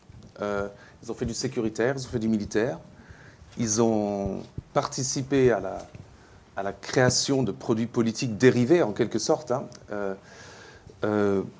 comme tout ce qu'on a décrit aujourd'hui, mais ils n'ont jamais pensé comment est-ce qu'on gère ça par la suite. Il y a eu un moment de basculement quand Washington commençait à tenter de définir une politique. Le premier moment de la repolitisation, on va dire, de la présence américaine et de la vision américaine sur la Syrie apparaît avec la doctrine de Tillerson en décembre 2017. Tillerson disait « Nous ne sommes pas uniquement en Syrie pour faire la guerre contre l'État islamique, nous y sommes également pour contenir l'Iran et pour imposer un projet politique. » Et l'idée derrière ça, elle était assez simple, c'était de dire, voilà, le contrôle territorial est un levier d'influence qui peut se convertir, encore une fois, en impact politique sur les dossiers qui importent à la politique étrangère américaine. Alors, le changement politique, on ne parle plus de changement de régime, en tout cas le changement politique à Damas, et la question du jeu d'influence avec l'Iran. Alors, le problème de la politique américaine, à mon avis, elle est devenue hybride.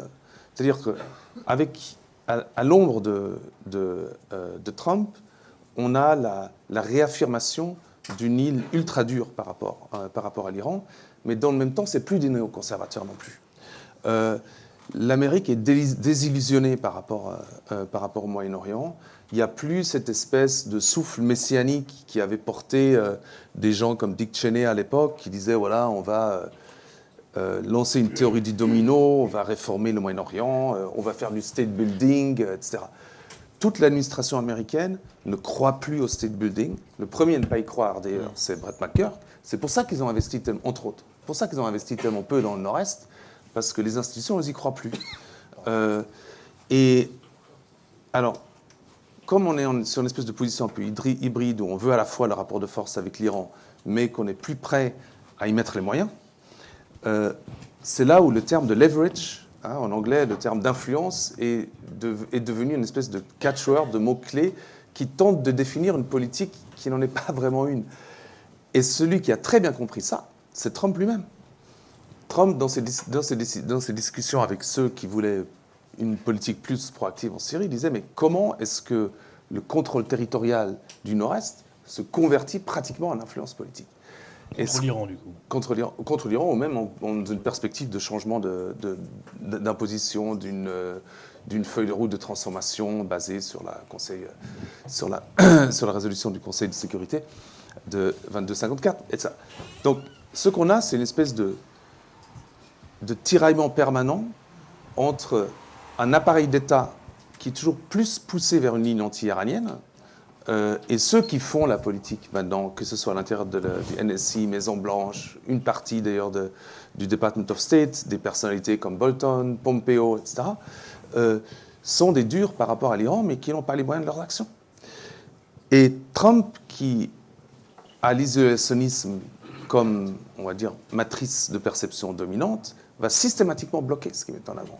Et quand on dit que la politique américaine est inconsistante sur la Syrie et sur le Nord-Est, ce n'est pas la position du président qui est inconsistante. C'est le processus de décision de l'appareil étatique américain, tiraillé entre un État d'un côté qui voudrait plus de présence, plus de militaires, la politisation de cette présence militaire sur toute une série d'axes anti-Iran, changement de régime, etc., et un président qui dit non, ça ne marchera pas. Et donc, donc ce qu'on a, en fait, c'est effectivement, il y a eu des appels en direction du PID en disant, voilà, notre futur, c'est l'alignement anti-iranien. Le PID sait très bien que, in fine, d'une manière ou d'une autre, la solution passe par Damas. Et je pense que ça, c'est un drame, et je termine en 30 secondes qui suivent, c'est promis. C'est que les Américains, maintenant, sont dans une logique de récupération des alliances militaires qu'ils ont construites dans la guerre contre l'État islamique et tentent de retourner ces alliances dans le cadre, ou de les recycler dans le cadre de leur politique anti-iranienne. Et ça ne marche jamais.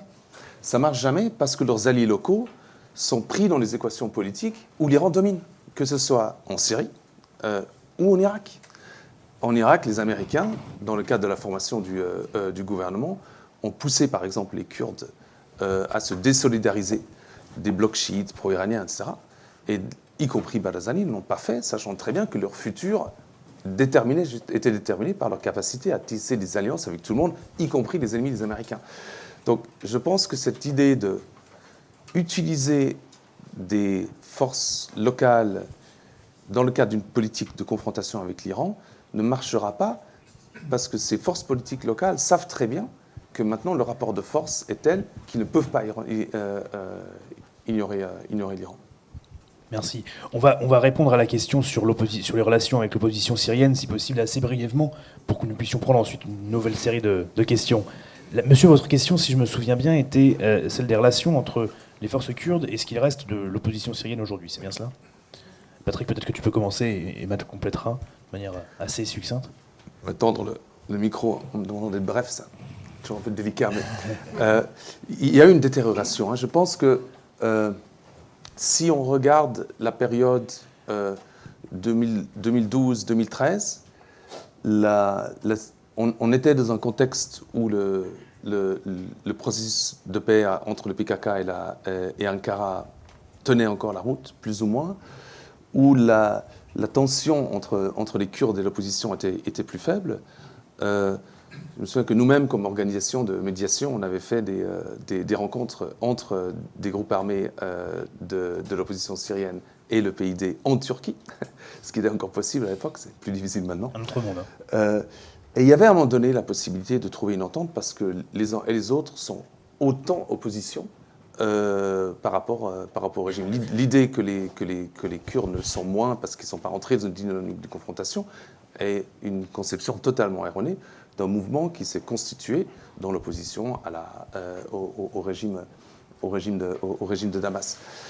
Ce qui s'est passé, c'est que les tentatives de rapprochement qui étaient réelles au niveau local et qui auraient pu amener à des ententes, militaires parfois, politiques éventuellement, a été complètement brisées par la polarisation qui a eu lieu en Turquie et qui a fait que la Turquie a complètement bloqué les capacités d'ouverture de l'opposition sur le PID, alors que maintenant, l'opposition, plus que jamais, sait très bien que si elle veut peser par rapport à Damas, dans une logique bilatérale, elle n'atteindra rien du tout. Hein, l'opposition, maintenant, en gros, c'est quoi ?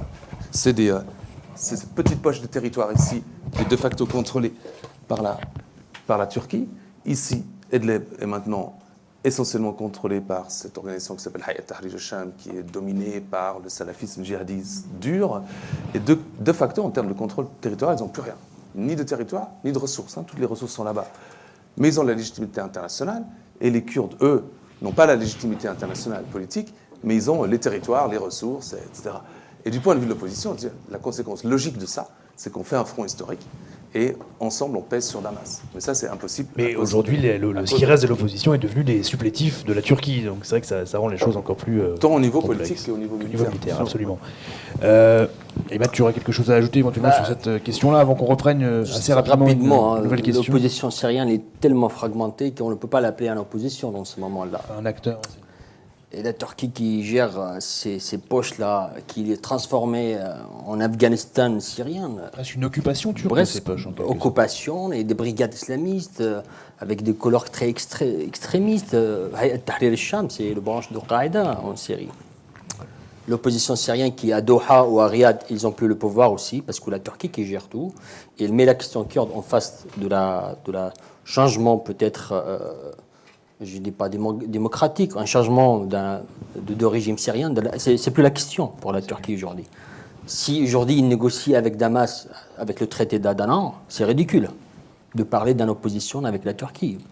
Finalement, l'opposition... Donc c'est en reconnaissance de Turquie au régime syrien qu'il n'y a même pas 2 ans, 3 ans, on parlait de la chute du régime. Aujourd'hui, les choses ils sont changées radicalement. Et malheureusement... demandez les Syriens s'il y a une opposition ou pas. Vous allez voir sans avis, peut-être. Voilà. Donc, l'opposition syrienne, je viens sur pourquoi c'est dommage que les Américains n'avaient pas une politique précise pour la Syrie, parce que ça pouvait être très bénéficiaire pour tout le monde, pour les Kurdes, pour les Syriens, parce que le changement démocratique, il vient de l'extérieur, malheureusement. Cet État a été créé par l'extérieur, la Syrie. Et le changement vient par l'extérieur. Les locaux, ils n'arrivent pas à réaliser leur projet parce que voilà, le projet de nord-est syrien, c'est un projet local. Donc il y a le menace turque, il y a le menace iranienne. Parce que même s'il n'y a pas le menace turque, il y a le menace iranienne. Les Iraniens ne vont pas accepter d'avoir une démocratie en Syrie, hein, j'imagine pas. Donc après leur allié. Alors après leur priorité, est-ce que c'est de libérer Idlib ou d'attaquer le nord? Donc c'est un sujet très large et on peut débattre pendant des horaires pour parler de ça. Pour conclure, l'opposition ne serait plus un acteur aujourd'hui en Syrie, mais bon, une succession de supplétifs qui seraient aux mains essentielles de la Turquie. On va prendre trois nouvelles questions peut-être. Madame, je vous ai vu lever le doigt tout à l'heure. Monsieur également, bien sûr. Et je vais commencer. Monsieur, pour monsieur, ensuite madame, puisque vous êtes plus près. Oui, bien sûr. Oui, je vous en prie. à proximité. Vous êtes plus proche, oui. Oui, bonsoir. Bonsoir. Ça ne sera pas une question, mais plutôt une remarque. Peut-être qu'on peut privilégier les remarques pour après le... Juste, Oui, ça sera très court. Hein. Bref. Aujourd'hui, un peu partout, même au milieu universitaire, on dit que les Kurdes ont très mal joué, ils ont soutenu les États-Unis. C'est très bien maintenant. Ils ont été lâchés par... les alliés, par les coalitions, en l'occurrence par les États-Unis. Alors il faut, pour dissiper malentendu, il faut voir que l'État islamique a d'abord attaqué une grande ville, Irak, Mossoul, et puis ils ont dit qu'ils ne vont pas reconnaître les frontières irako-syriennes, donc ils vont créer un État islamique de Levant. Qu'est-ce qu'ils ont fait après Mossoul? Ils ont attaqué la Syrie. On croyait qu'ils vont attaquer leur ennemi numéro 1, Bachar al-Assad. Qu'est-ce qu'ils ont fait? Ils ont attaqué aux Kurdes. On ne sait pas pourquoi, parce que peut-être ils ont une raison, je dis à la con. Et puis ils ont attaqué Kobané. Ils ont voulu mater les Kurdes. Ils ont voulu créer un État islamique au Kurdistan. Alors, c'est les Américains qui ont secouru aux Kurdes. Ils ont bombardé, donc, et Kobané n'est pas tombé. C'est pourquoi que je peux dire qu'il faut être conscient que les Kurdes n'ont pas soutenu les Américains, plutôt les Américains qui ont soutenu. Oui. Voilà. Bien sûr, c'est une relation qui s'est nouée dans ces circonstances, absolument. Merci de le rappeler. Madame, peut-être pour une question. Merci. Merci pour votre intervention. Moi, j'aimerais vous demander un peu de parler de la situation humanitaire sur place. On a compris qu'il y avait plein de problèmes. Dans quelle mesure la population a accès à des services, des infrastructures, des hôpitaux, des écoles? Est-ce que comparé à ce qu'ils ont vécu sous le régime de Damas ou sous l'État islamique, pour ceux qui l'ont connu, c'est moins bien, c'est mieux? Et puis il y a, je pense, plusieurs centaines de milliers de réfugiés syriens au Kurdistan irakien, en Turquie. Est-ce qu'ils ont une chance de revenir? Merci. Merci infiniment pour cette question d'une importance centrale et à laquelle... Nous allons répondre dans un instant. Peut-être on va prendre donc la question de monsieur qui s'était... Et une troisième question éventuellement, puisque nous n'en avons qu'une pour l'instant. Moi, en tant que syndicaliste, j'ai une vraie préoccupation. Oui. Parce que le PKK qui est présenté, et puis le Rojava qui est présenté aujourd'hui comme une région très prometteuse en termes révolutionnaires, hein, puisqu'il y a un projet, qui irait dans le sens vers une vie pour les populations beaucoup plus démocratique. Avec toutes les contraintes etc., internationales qu'on a vues. Mais, oui. Et en même temps, j'ai quand même en mémoire que le PKK, après son congrès, s'est réfugié à Damas. J'ai en mémoire que Damas est un régime fasciste. Des preuves en est aujourd'hui la destruction massive et les massacres répétés massifs sur les populations syriennes. Si je peux vous demander, monsieur, d'aboutir à la question. Et donc, j'ai en mémoire quand même que le PKK s'est formé dans la matrice même de ce régime. On l'a évoqué tout à l'heure. Oui, et que sa formation militaire a été donnée par le Hezbollah dans les plaines de la Bekaa, etc. Bref, ce sont des références-là, idéologiques, complètement antinomiques, avec un projet révolutionnaire. Par ailleurs, je remarque quand même que le PKK s'associe tantôt avec le régime fasciste de Damas, tantôt avec les Russes impérialistes quand même, qui lui-même a fait basculer... Monsieur, je vous en prie, c'est des considérations, je trouve, très intéressantes, mais nous avons besoin... Alors attendez, je vais poser ma question. Voilà. Bon, je vais poser ma question. En tout cas, c'est les Russes qui, en 2015, ont fait basculer la révolution syrienne, n'est-ce pas, qui a brisé la révolution syrienne en faveur du régime. Bon. Et maintenant, on veut nous présenter le PKK comme étant révolutionnaire, intimement lié aux forces impérialistes américaines, qui a toujours été pour nous, je crois que Patrick a mis en avant cette contradiction. Monsieur, je vous en prie. Donc là, il y a des contradictions. Absolument, qu'on a évoquées de manière assez intensive qui sont au cœur de nos préoccupations. Au cours de l'heure passée. Et moi, je pose la question, est-ce qu'on peut faire confiance précisément à ces forces présentées comme révolutionnaires? Merci. Voilà. Alors, monsieur derrière, peut-être pour une question que j'imagine sera claire, brève et factuelle.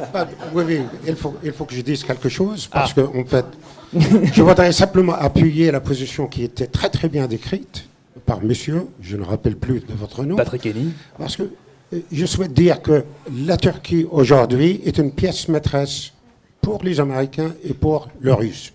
Et surtout, d'ailleurs, pour les Russes, pour des raisons qu'on ne peut pas discuter maintenant.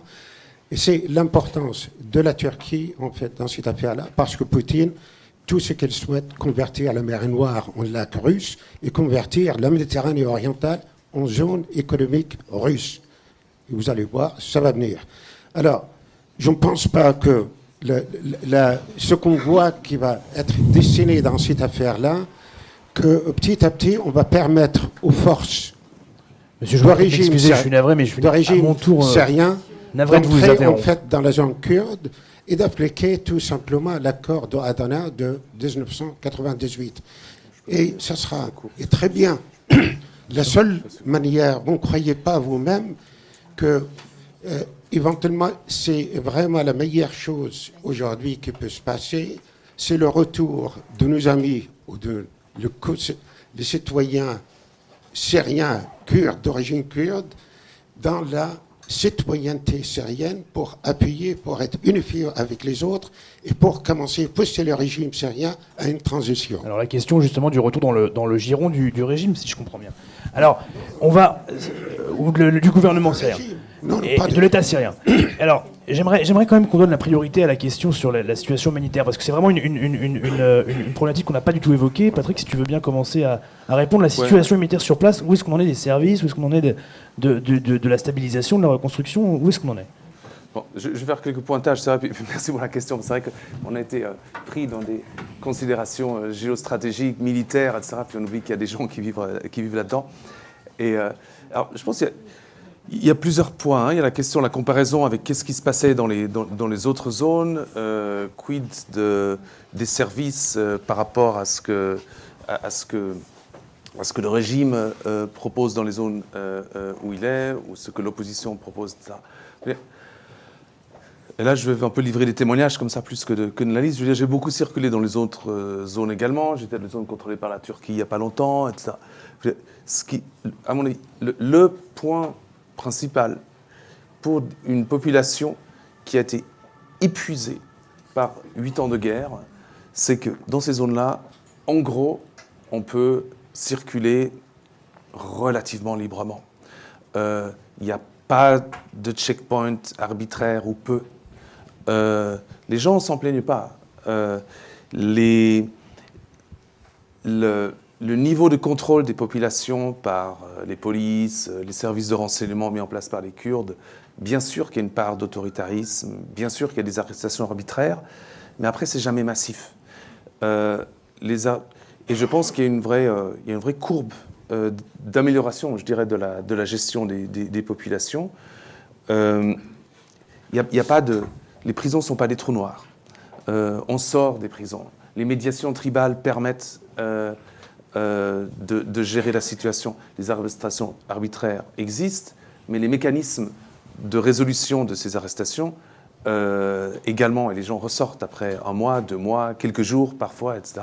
D'ailleurs, y compris beaucoup de militants qui étaient dans les rangs de l'État islamique, précisément parce que les prisons coûtent cher, qu'elles sont pleines, et que également le PID a choisi de ne pas s'antagoniser les populations arabes et donc de la jouer soft en matière de contrôle sécuritaire, ce qui était un pari extrêmement délicat dans un contexte où on est quand même dans des zones qui ont été contrôlées par l'État islamique pendant plusieurs années.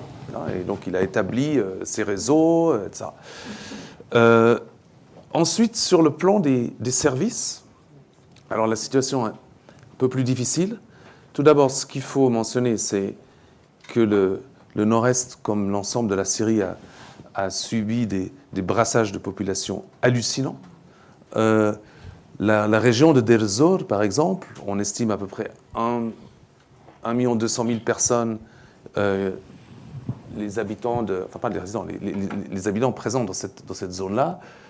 Un tiers de ces populations sont des déplacés qui ont été repoussés par la contre-offensive du régime contre l'État islamique qui a été lancée à l'est d'Alep et qui s'est continuée comme ça jusqu'à ici.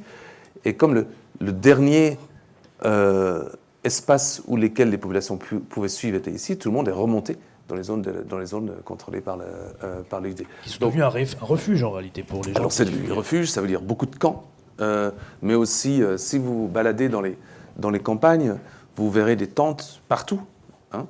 Vous verrez également que dans les villages, il y a énormément de personnes qui ont accueilli des gens qui ne sont pas de leur zone, et que, par ailleurs, ça crée un vrai problème sécuritaire. Je veux dire, comment est-ce que vous contrôlez ces populations ? Les populations, on a visité les camps. Je veux dire, dans les camps, certaines des personnes ne se cachaient pas le fait qu'elles avaient collaboré d'une manière ou d'une autre avec l'État islamique. Ensuite, il y a la dimension des services, puis après la situation des ONG, puis après j'arrête. La question des services donnés par les administrations savent faire du service minimum. Hein, c'est-à-dire qu'elles vont encadrer, il va y avoir ce qu'ils appellent des communes, c'est-à-dire des conseils locaux au niveau des villages, au niveau des quartiers, qui vont assurer la distribution du pain, qui vont donner le gaz en hiver, un peu de mazout pour le chauffage, et ça. Et donc, ça donne le minimum vital pour fixer les populations là où elles sont et pour éviter l'exode. Ça, je pense que c'est la deuxième réussite. Le troisième point, je pense, qui est beaucoup plus problématique, c'est l'aide extérieure. Hein. Quid des ONG ?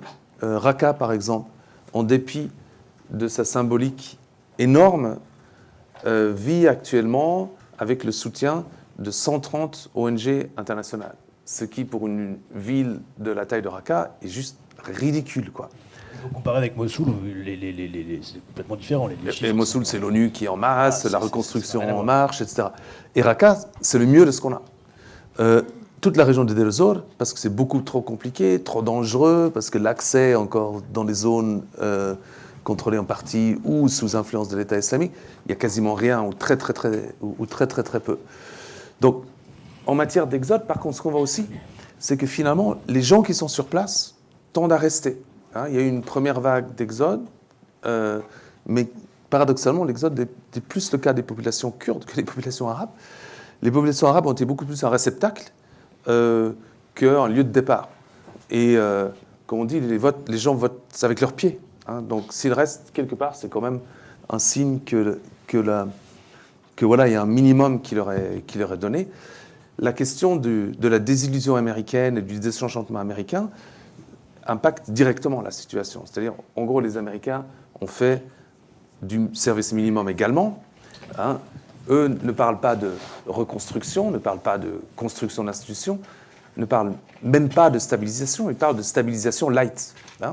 C'est l'électricité, un peu d'eau. Terme voilà, on fait un minimum d'infrastructures, on se désengage complètement de la question de la gouvernance, volontairement, pour ne pas froisser les Turcs.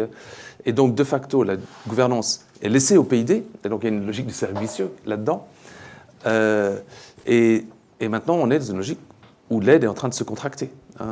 Trump a gelé un fonds de 200 millions de dollars d'aide, partiellement, mais partiellement seulement compensé par des fonds arabes. Donc on est dans une zone qui largement vit via soit tout simplement les capacités de survie des populations, pour l'immense majorité des stratégies de survie, et un peu par le parti, la logique du parti qui contrôle les institutions du Nord-Est, le PID que Ahmad avait mentionné. Donc, c'est pas rose du tout, mais je dirais c'est un tout petit peu moins dramatique qu'ailleurs en Syrie. Et des potentiels de retour pour ceux qui sont réfugiés dans les pays voisins? Est-ce que vous les voyez rentrer dans la région? Je ne crois pas, pour l'instant. Je ne suis pas sûr qu'on puisse parler de... J'ai pas de chiffres, mais en tout cas, les présences dans le Kurdistan irakien, à ma connaissance, les populations qui sont parties restent encore sur place. Je pense qu'il y a un point très, très important. Alan va me pendre, mais... Non, la question est très importante, donc il faut y prendre.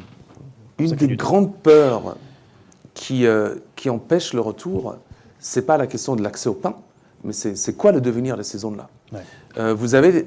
Mettez-vous à la place d'un dignitaire arabe, tribal de Deir ez-Zor. Il a vu le régime expulsé par l'armée syrienne libre en 2012.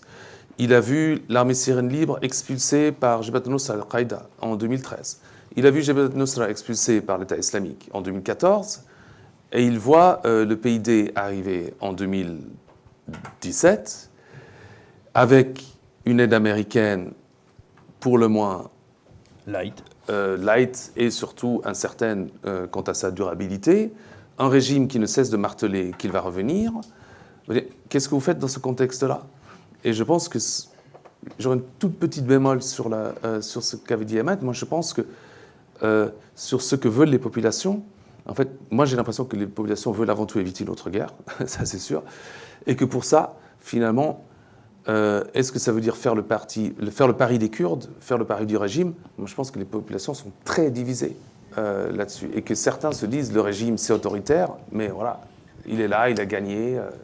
La question c'est qui apportera l'ordre au fond, quoi. Qui apportera l'ordre, un peu de sécurité. Qui apportera l'ordre et qui apportera l'ordre sur le long terme. Sur le long terme, bien sûr. Alors, je voudrais simplement préciser une chose assez importante, monsieur, par rapport à votre intervention, c'est qu'il ne nous appartient pas ici de dire si le projet du mouvement kurde est un projet révolutionnaire valable d'un point de vue idéologique. Nous décrivons, en tout cas, les intervenants ici, on décrit des rapports de force, on décrit des réalités de terrain et on décrit des dynamiques. Ensuite, la question de savoir si, d'un point de vue normatif, c'est bien ou c'est mal, ce n'est pas notre affaire. Peut-être, monsieur, la question sur le retour dans le giron de l'État syrien, qui est quand même une question assez importante avec le départ de... Imad, bien sûr. Si je vais développer la question parce que... Sur le humanitaire? Oui. D'accord, très bien. Il y a des indices à l'intérieur parce que, voilà, en analysant les petits détails, comme on dit, le diable se cache dans le détail. Il n'y a pas des organisations non gouvernementales en Syrie que par rapport aux chiffres que tu viens de donner, 130 organisations. Donc c'est énorme. Pour Raqqa, oui. Ce qui est très... Seulement pour Raqqa. Donc moi je connais aussi, j'ai un autre chiffre sur Jazeera, même Kobani. Donc en 2016-2017, il y a un rentrée massif des étrangers, je parle des Suisses, des Français, des Canadiens, 1600 personnes. Donc cet indice, ça veut dire, voilà, les étrangers, ils peuvent aller dans cette zone-là. Il y a une sécurité partielle qui, on ne peut pas le comparer avec la Syrie. On ne peut pas aller à Daraa, on ne peut pas aller à Idlib, il faut savoir qu'ils ont réussi quand même d'avoir un minimum de sécurité et pour pousser toutes ces organisations à venir à travailler. Tu es d'accord? Absolument. Non, je pense que ça, c'est on ne peut pas circuler à Deir ez-Zor où le régime il contrôle. Hein. Les zones où diviser la côté régime, on ne peut pas aller. Hein. Les étrangers ne peuvent pas aller. À Damas, à part les Nations Unies qui font rien maintenant, ils suivent le régime dans ses activités. Donc le Nord, à partir de 2016-2017, ils ont, je ne sais pas s'ils ont eu le feu vert des Américains de rentrer, mais les bureaux des ONG, ils sont partout au nord de la Syrie. En plus, ils embauchent... Dans les zones kurdes? Non, pas seulement le Kurde. Dans les zones, je veux dire, contrôlées par à partir de de Jazeera jusqu'à Raqqa. Bien sûr. Et en plus, ils embauchent les locaux. Les zones jaunes, quoi. Ils embauchent les locaux, hein, donc avec un salaire à partir de $400 jusqu'à 1600. Donc, il y avait un retour, un petit Contribuer à la vie économique. Ouais, ils ont activé un peu la vie économique de cette région. Je ne dis pas qu'il y a un retour de Kurdistan irakien, parce qu'il y a 250 quand même réfugiés kurdes syriens qui sont là. Mais moi, j'ai entendu des gens qui sont déplacés pour venir travailler parce qu'ils arrivaient à toucher la même chose, le même salaire. En travaillant pour des ONG notamment? Oui, d'accord. Ouais. Donc, il y a un avancement lent, mais très positif, moi je trouve très positif. Si on peut continuer à compter sur eux-mêmes avec cette relation, coopération, aide humanitaire, organisation, et de pousser ces gens-là à venir et de développer, il y a un avenir. Mais après, le chaos géopolitique dans la région, demain s'il y a une guerre, est-ce qu'ils vont rester ou est-ce qu'ils vont partir rapidement? Ça, on ne sait pas. Donc, c'est important de montrer effectivement que les conditions a priori de sécurité pour les ONG sont plus ou moins remplies dans la plupart des zones, mais que pour des raisons politiques, pour des raisons de financement qui ne se font pas, elles-mêmes pour des raisons politiques, toutes les ONG qui physiquement pourraient venir ne viennent pas. Mais ça, c'est pour des raisons qui sont plutôt de nature politique et diplomatique. Est-ce qu'on peut prendre une dernière question, si possible, de la part d'une dame, parce que nous avons entendu beaucoup d'hommes, et nous sommes 3 hommes ici, et donc moi je trouve que la parole un petit peu n'est pas bien distribuée. Non, bon, très bien, dans ce cas, monsieur, vous êtes manifesté en premier, me semble-t-il. Un certain nombre de djihadistes français et francophones sont tombés aux mains des Kurdes du Nord-Est. Qu'est-ce qui va advenir d'eux? Question centrale, extrêmement importante, dont on parlait tout à l'heure, je crois. Est-ce que tu veux commencer, Patrick, sur cette question qui est un petit peu... Ça me dérange pas. Ayman, si tu veux y aller, Patrick, vas-y. Je peux après compléter si tu veux. D'accord. Est-ce que je peux ouvrir la question? Pas trop, hein. La question de la gestion du djihadisme et des anciens djihadistes est un des grands défis sécuritaires pour l'administration du Nord-Est. Pour l'instant, avec des moyens extrêmement limités et dans une logique qui est celle d'un parti avec ses propres ressources, ils ont réussi à reprendre en main des bastions qui ont été des bastions historiques solides de l'État islamique, hein, qu'on songe non pas à la ville de Raqqa, mais à la périphérie de la ville de Raqqa, à la province sud de Tel Abyad, à Deir ez-Zor. Comment est-ce qu'ils font? Ils ont des tribunaux. Tout d'abord, il y a des services de sécurité, bien sûr, qui font leur travail, qui arrêtent les suspects, largement en coopération avec les populations locales. Et je pense qu'un des trucs à souligner, c'est que la coopération sécuritaire avec les locaux marche extrêmement bien. La population locale fait remonter l'information. Les services, soit les services liés à ce qu'on appelle la police, ou les services de renseignement d'un côté, les services militaires, ensuite, font le travail d'arrestation. Ça remonte dans le système judiciaire. Et ensuite, on a des cours qui font des jugements. L'essentiel du dispositif a permis de juger des milliers de cas actuellement, mais la gestion judiciaire n'est qu'une petite partie de la gestion du djihadisme, qui se gère par beaucoup d'autres prismes. notamment. Peut-être marquer la différence entre les locaux et les étrangers. Voilà, c'est alors là, je parle complètement uniquement différent, des locaux. Ouais, hein. ouais. Les djihadistes syriens et les djihadistes étrangers. Mais je voudrais bien ouvrir un tout petit peu par rapport à ta question sur les internationaux, parce que je pense que la focale est exclusivement sur les internationaux, mais je pense que la gestion des locaux est également très importante et on n'en a pas du tout parlé. Il y a deux choses qu'on n'a pas du tout parlé aujourd'hui, c'est les djihadistes et la France. Donc on aura l'occasion de ramener les deux au passage, c'est très bien. Les djihadistes étaient importants, la France malheureusement un peu moins. C'est un pied de nez pour vous. Et Monsieur est suisse, voyez-vous. Voilà, je suis suisse, je peux me lâcher, je veux dire, c'est sans risque, quoi. Donc, on a eu cette gestion de ces bastions djihadistes qui s'est fait un peu par le judiciaire, mais énormément également par des modes d'entente informels. Via les tribus, notamment. Les tribus se sont très souvent portées garantes de personnes qui allaient retourner. Alors, les modes de gestion informels, c'est les tribus. Mais il ne faut pas trop tribaliser les Arabes non plus. Ça, c'est beaucoup plus souvent fait par les familles, les villages, les cousins d'une personne qui était là, qui allait s'arranger, etc. Ensuite, il y a une deuxième mode de gestion, c'était l'intégration des personnes qui, à des degrés divers, dans la bureaucratie, parfois de l'État islamique, pas forcément comme force de frappe ou comme militaire, avaient été impliqués dans le projet de l'État islamique, et on les recycle dans l'appareil militaire, ce qui est une manière à la fois de résoudre le cas de l'engorgement des prisons, mais également de garder sous contrôle. Donc on est dans une logique de réconciliation, mais on ne les lâche pas non plus de la nature. À la marge, je pense que c'est moins important. Il y a eu plusieurs efforts de déradicalisation, mais en fait, dans l'ensemble, ce qu'on voit, c'est beaucoup plus des ralliements faits sur la base de calculs de rapports de forces locaux, etc. Donc la part idéologique, on va dire, du ralliement à l'État islamique, je pense qu'il ne faut pas la surévaluer. Les logiques locales ont largement prévalu, et à ce titre-là, une gestion locale était la bonne réponse à donner, et c'est ce qu'ils ont fait. Pour les étrangers, ah oui, je vais ajouter un troisième point sur les gestions informelles. Comme le système judiciaire a des capacités limitées, il y a peu de tribunaux, il y a une logique d'engorgement qui se fait au niveau de la rétention des suspects au niveau des services de sécurité locaux. Et ça a généré passablement de corruption. Ce qui fait qu'une partie des gens sortent à partir d'une logique de corruption, et pas forcément nécessairement avec une logique de réconciliation, même si bien sûr réconciliation et corruption peuvent aller de pair. Sur les étrangers, alors la logique elle est beaucoup plus simple. Il y a un certain nombre d'étrangers qui sont maintenant dans ces prisons. Les négociations vont pas tellement bon train. Certains États ont fait des efforts de reprendre leurs ressortissants, notamment l'Indonésie, tout à fait. Avec l'Indonésie, la remise a été en quelque sorte fortement médiatisée. Voilà, il y avait la part de reconnaissance, de légitimation, l'IASA qui faisait partie, on va dire, des calculs de l'administration.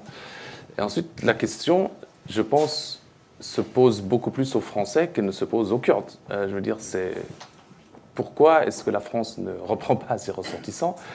Je pense qu'on va...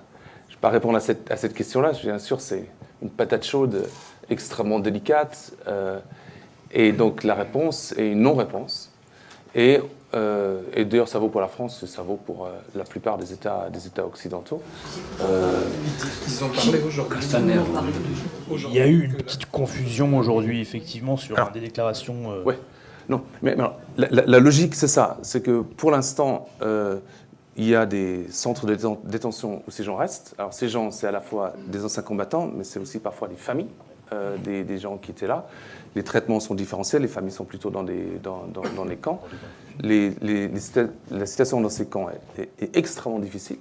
Je ne suis pas sûr qu'ils redeviennent des viviers de radicalisation, mais on a une espèce de no man's land dont l'issue est fortement incertaine et, à mon avis, va tout simplement être décidée par le sort des armes sur qui va, in fine, contrôler ces zones-là. Parce qu'Emad, justement, si jamais, dans le cadre d'une recomposition du rapport de force dans cette zone, les FDS, les forces dominantes kurdes, en perdaient le contrôle, est-ce qu'il y aurait un risque de dispersion, justement, de ces djihadistes qui sont dans les prisons actuellement? Justement, la question elle est très importante, parce que les Kurdes, il y a au mois de décembre, ils ont fait une petite réunion, une petite déclaration, les pays européens, surtout la France, écoutez, si la Turquie nous attaque, on n'a pas le moyen de garder ces prisons. Venez chercher les prisonniers françaises et français. Ça, ils ont dit clair. S'il y a une guerre, on va mobiliser nos forces. On n'a pas le moyen ni les forces pour garder ces prisonniers. Alors, il y a un dilemme parce qu'ici en France, la question est traitée d'autre manière. Ils ont dit peut-être les garder là-bas au lieu de le faire venir ici et faire un recyclage du djihadisme encore à l'intérieur de la France. Parce que dans la prison, il y a un problème pour gérer ces djihadistes. Après 4 ans ou 5 ans, ils vont sortir, ils vont créer des problèmes. Et donc, on est dans ce dialogue. Après, voilà, s'il y a une guerre, c'est vrai, les Kurdes ne vont pas pouvoir garder tous ces prisonniers. C'est des milliers, y compris les étrangers. Donc, il y a un défi économique et il faut des moyens énormes. Et moi, j'ai des petites formations comme quoi les États européens, ils financent un peu ces prisons. Genre, voilà, on va vous aider pour garder ces prisonniers chez vous pour le moment. Ouais, mais s'il y a une guerre, c'est vrai, les Kurdes ne vont pas pouvoir garder ces prisons en sécurité totale. Donc, ils vont relâcher ces prisonniers. Ça devient un peu quand même une menace indirecte des alliés. Écoutez, venez aussi assumer un peu la responsabilité de cette situation chaotique, parce que la Turquie, c'est vraiment, s'il va attaquer les forces démocratiques syriennes, il y aura un chaos dans la région. Et après, il y aura un retour aussi peut-être de notre État islamique. Je ne sais pas, il y a beaucoup de scénarios qui sont plus pires qu'avant. Toute déstabilisation ferait le jeu de l'État islamique. Moi, je ne vois pas cette stabilité qui est minimum, qui est très chère pour la Syrie. Le fait de pouvoir manger et pouvoir acheter le gasoil et se réchauffer. Dans un nord, malheureusement, le reste de la Syrie, ils n'ont pas la même condition de vie. Là, c'est mieux peut-être. On peut comparer ça. Voilà, les gens disent, voilà, on est mieux qu'ailleurs. Mais ailleurs, on parle de la Syrie, on parle des autres villes. Mais après, s'il y a une guerre, ça va être aussi des mouvements radicaux qui vont venir parce qu'il n'y a pas une alternative, la politique, pour améliorer la situation. C'est un point très important. Alors, effectivement, sur le monsieur, vous évoquiez tout à l'heure les déclarations d'aujourd'hui, donc c'est vrai qu'il y a eu une petite confusion. De cette déclaration, c'était quoi la déclaration d'aujourd'hui? Alors justement, j'y viens. C'est que ce matin, effectivement, il y a une information de BFM TV qui indiquait qu'il y aurait des djihadistes français qui reviendraient en France dans une sorte de rapatriement organisé. Bon, et c'est beaucoup plus compliqué que ça. La France, je dis la position diplomatique, militaire, elle est très positive pour le nord de la Syrie. Il y a des militaires français déjà. Selon le 200, me semble-t-il. La dernière déclaration officielle, c'est 400 et quelques peut-être. Et la France, il n'est pas contre d'hériter même la zone après l'américain. Voilà, s'il y a une coopération entre Américains et Français, même Britanniques, pour gérer la zone, dans le sens d'activer le processus de paix à l'intérieur de la Syrie, dans cette vision.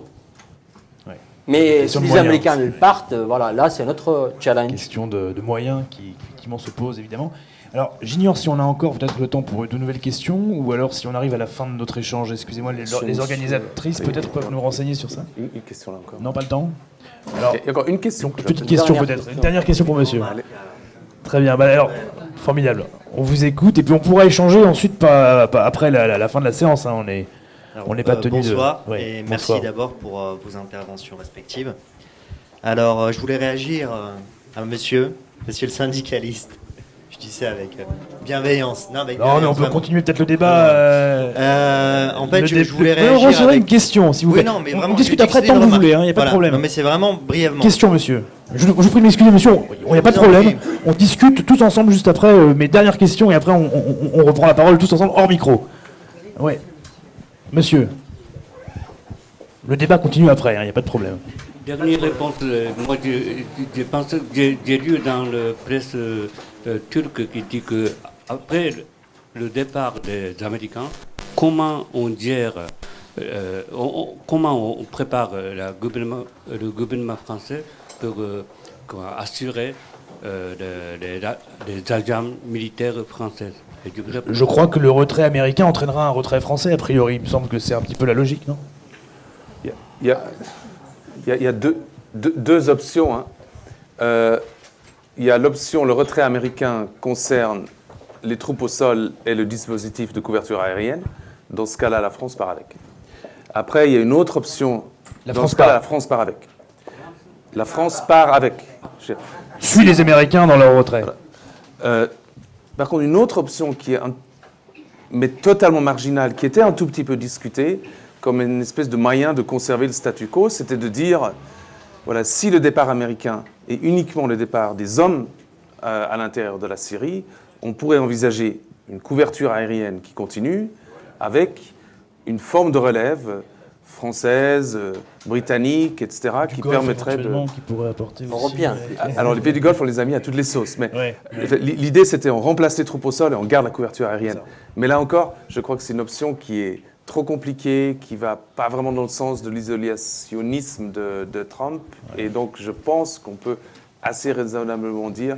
Ah oui, il y avait encore la possibilité évoquée pour que les Américains puissent jouer un rôle dans la bande frontière que les Américains essayent de négocier aujourd'hui. Mais tout ça... Les Français, j'ai dit. Américains. Ah, pardon, non, les Français. Mais tout ça reste extrêmement marginal et pour le moins incertain. Merci infiniment à toutes et à tous pour vos questions et vos interventions. Merci. Merci à Patrick et Emad qui ont vraiment donné de ce sujet complexe une idée aussi claire qu'elle puisse être. Et je vous invite pour approfondir vraiment à lire ce numéro très réussi de Moyen-Orient sur le Kurdistan syrien. Merci à toutes. Merci à tous. À toi aussi, Alain.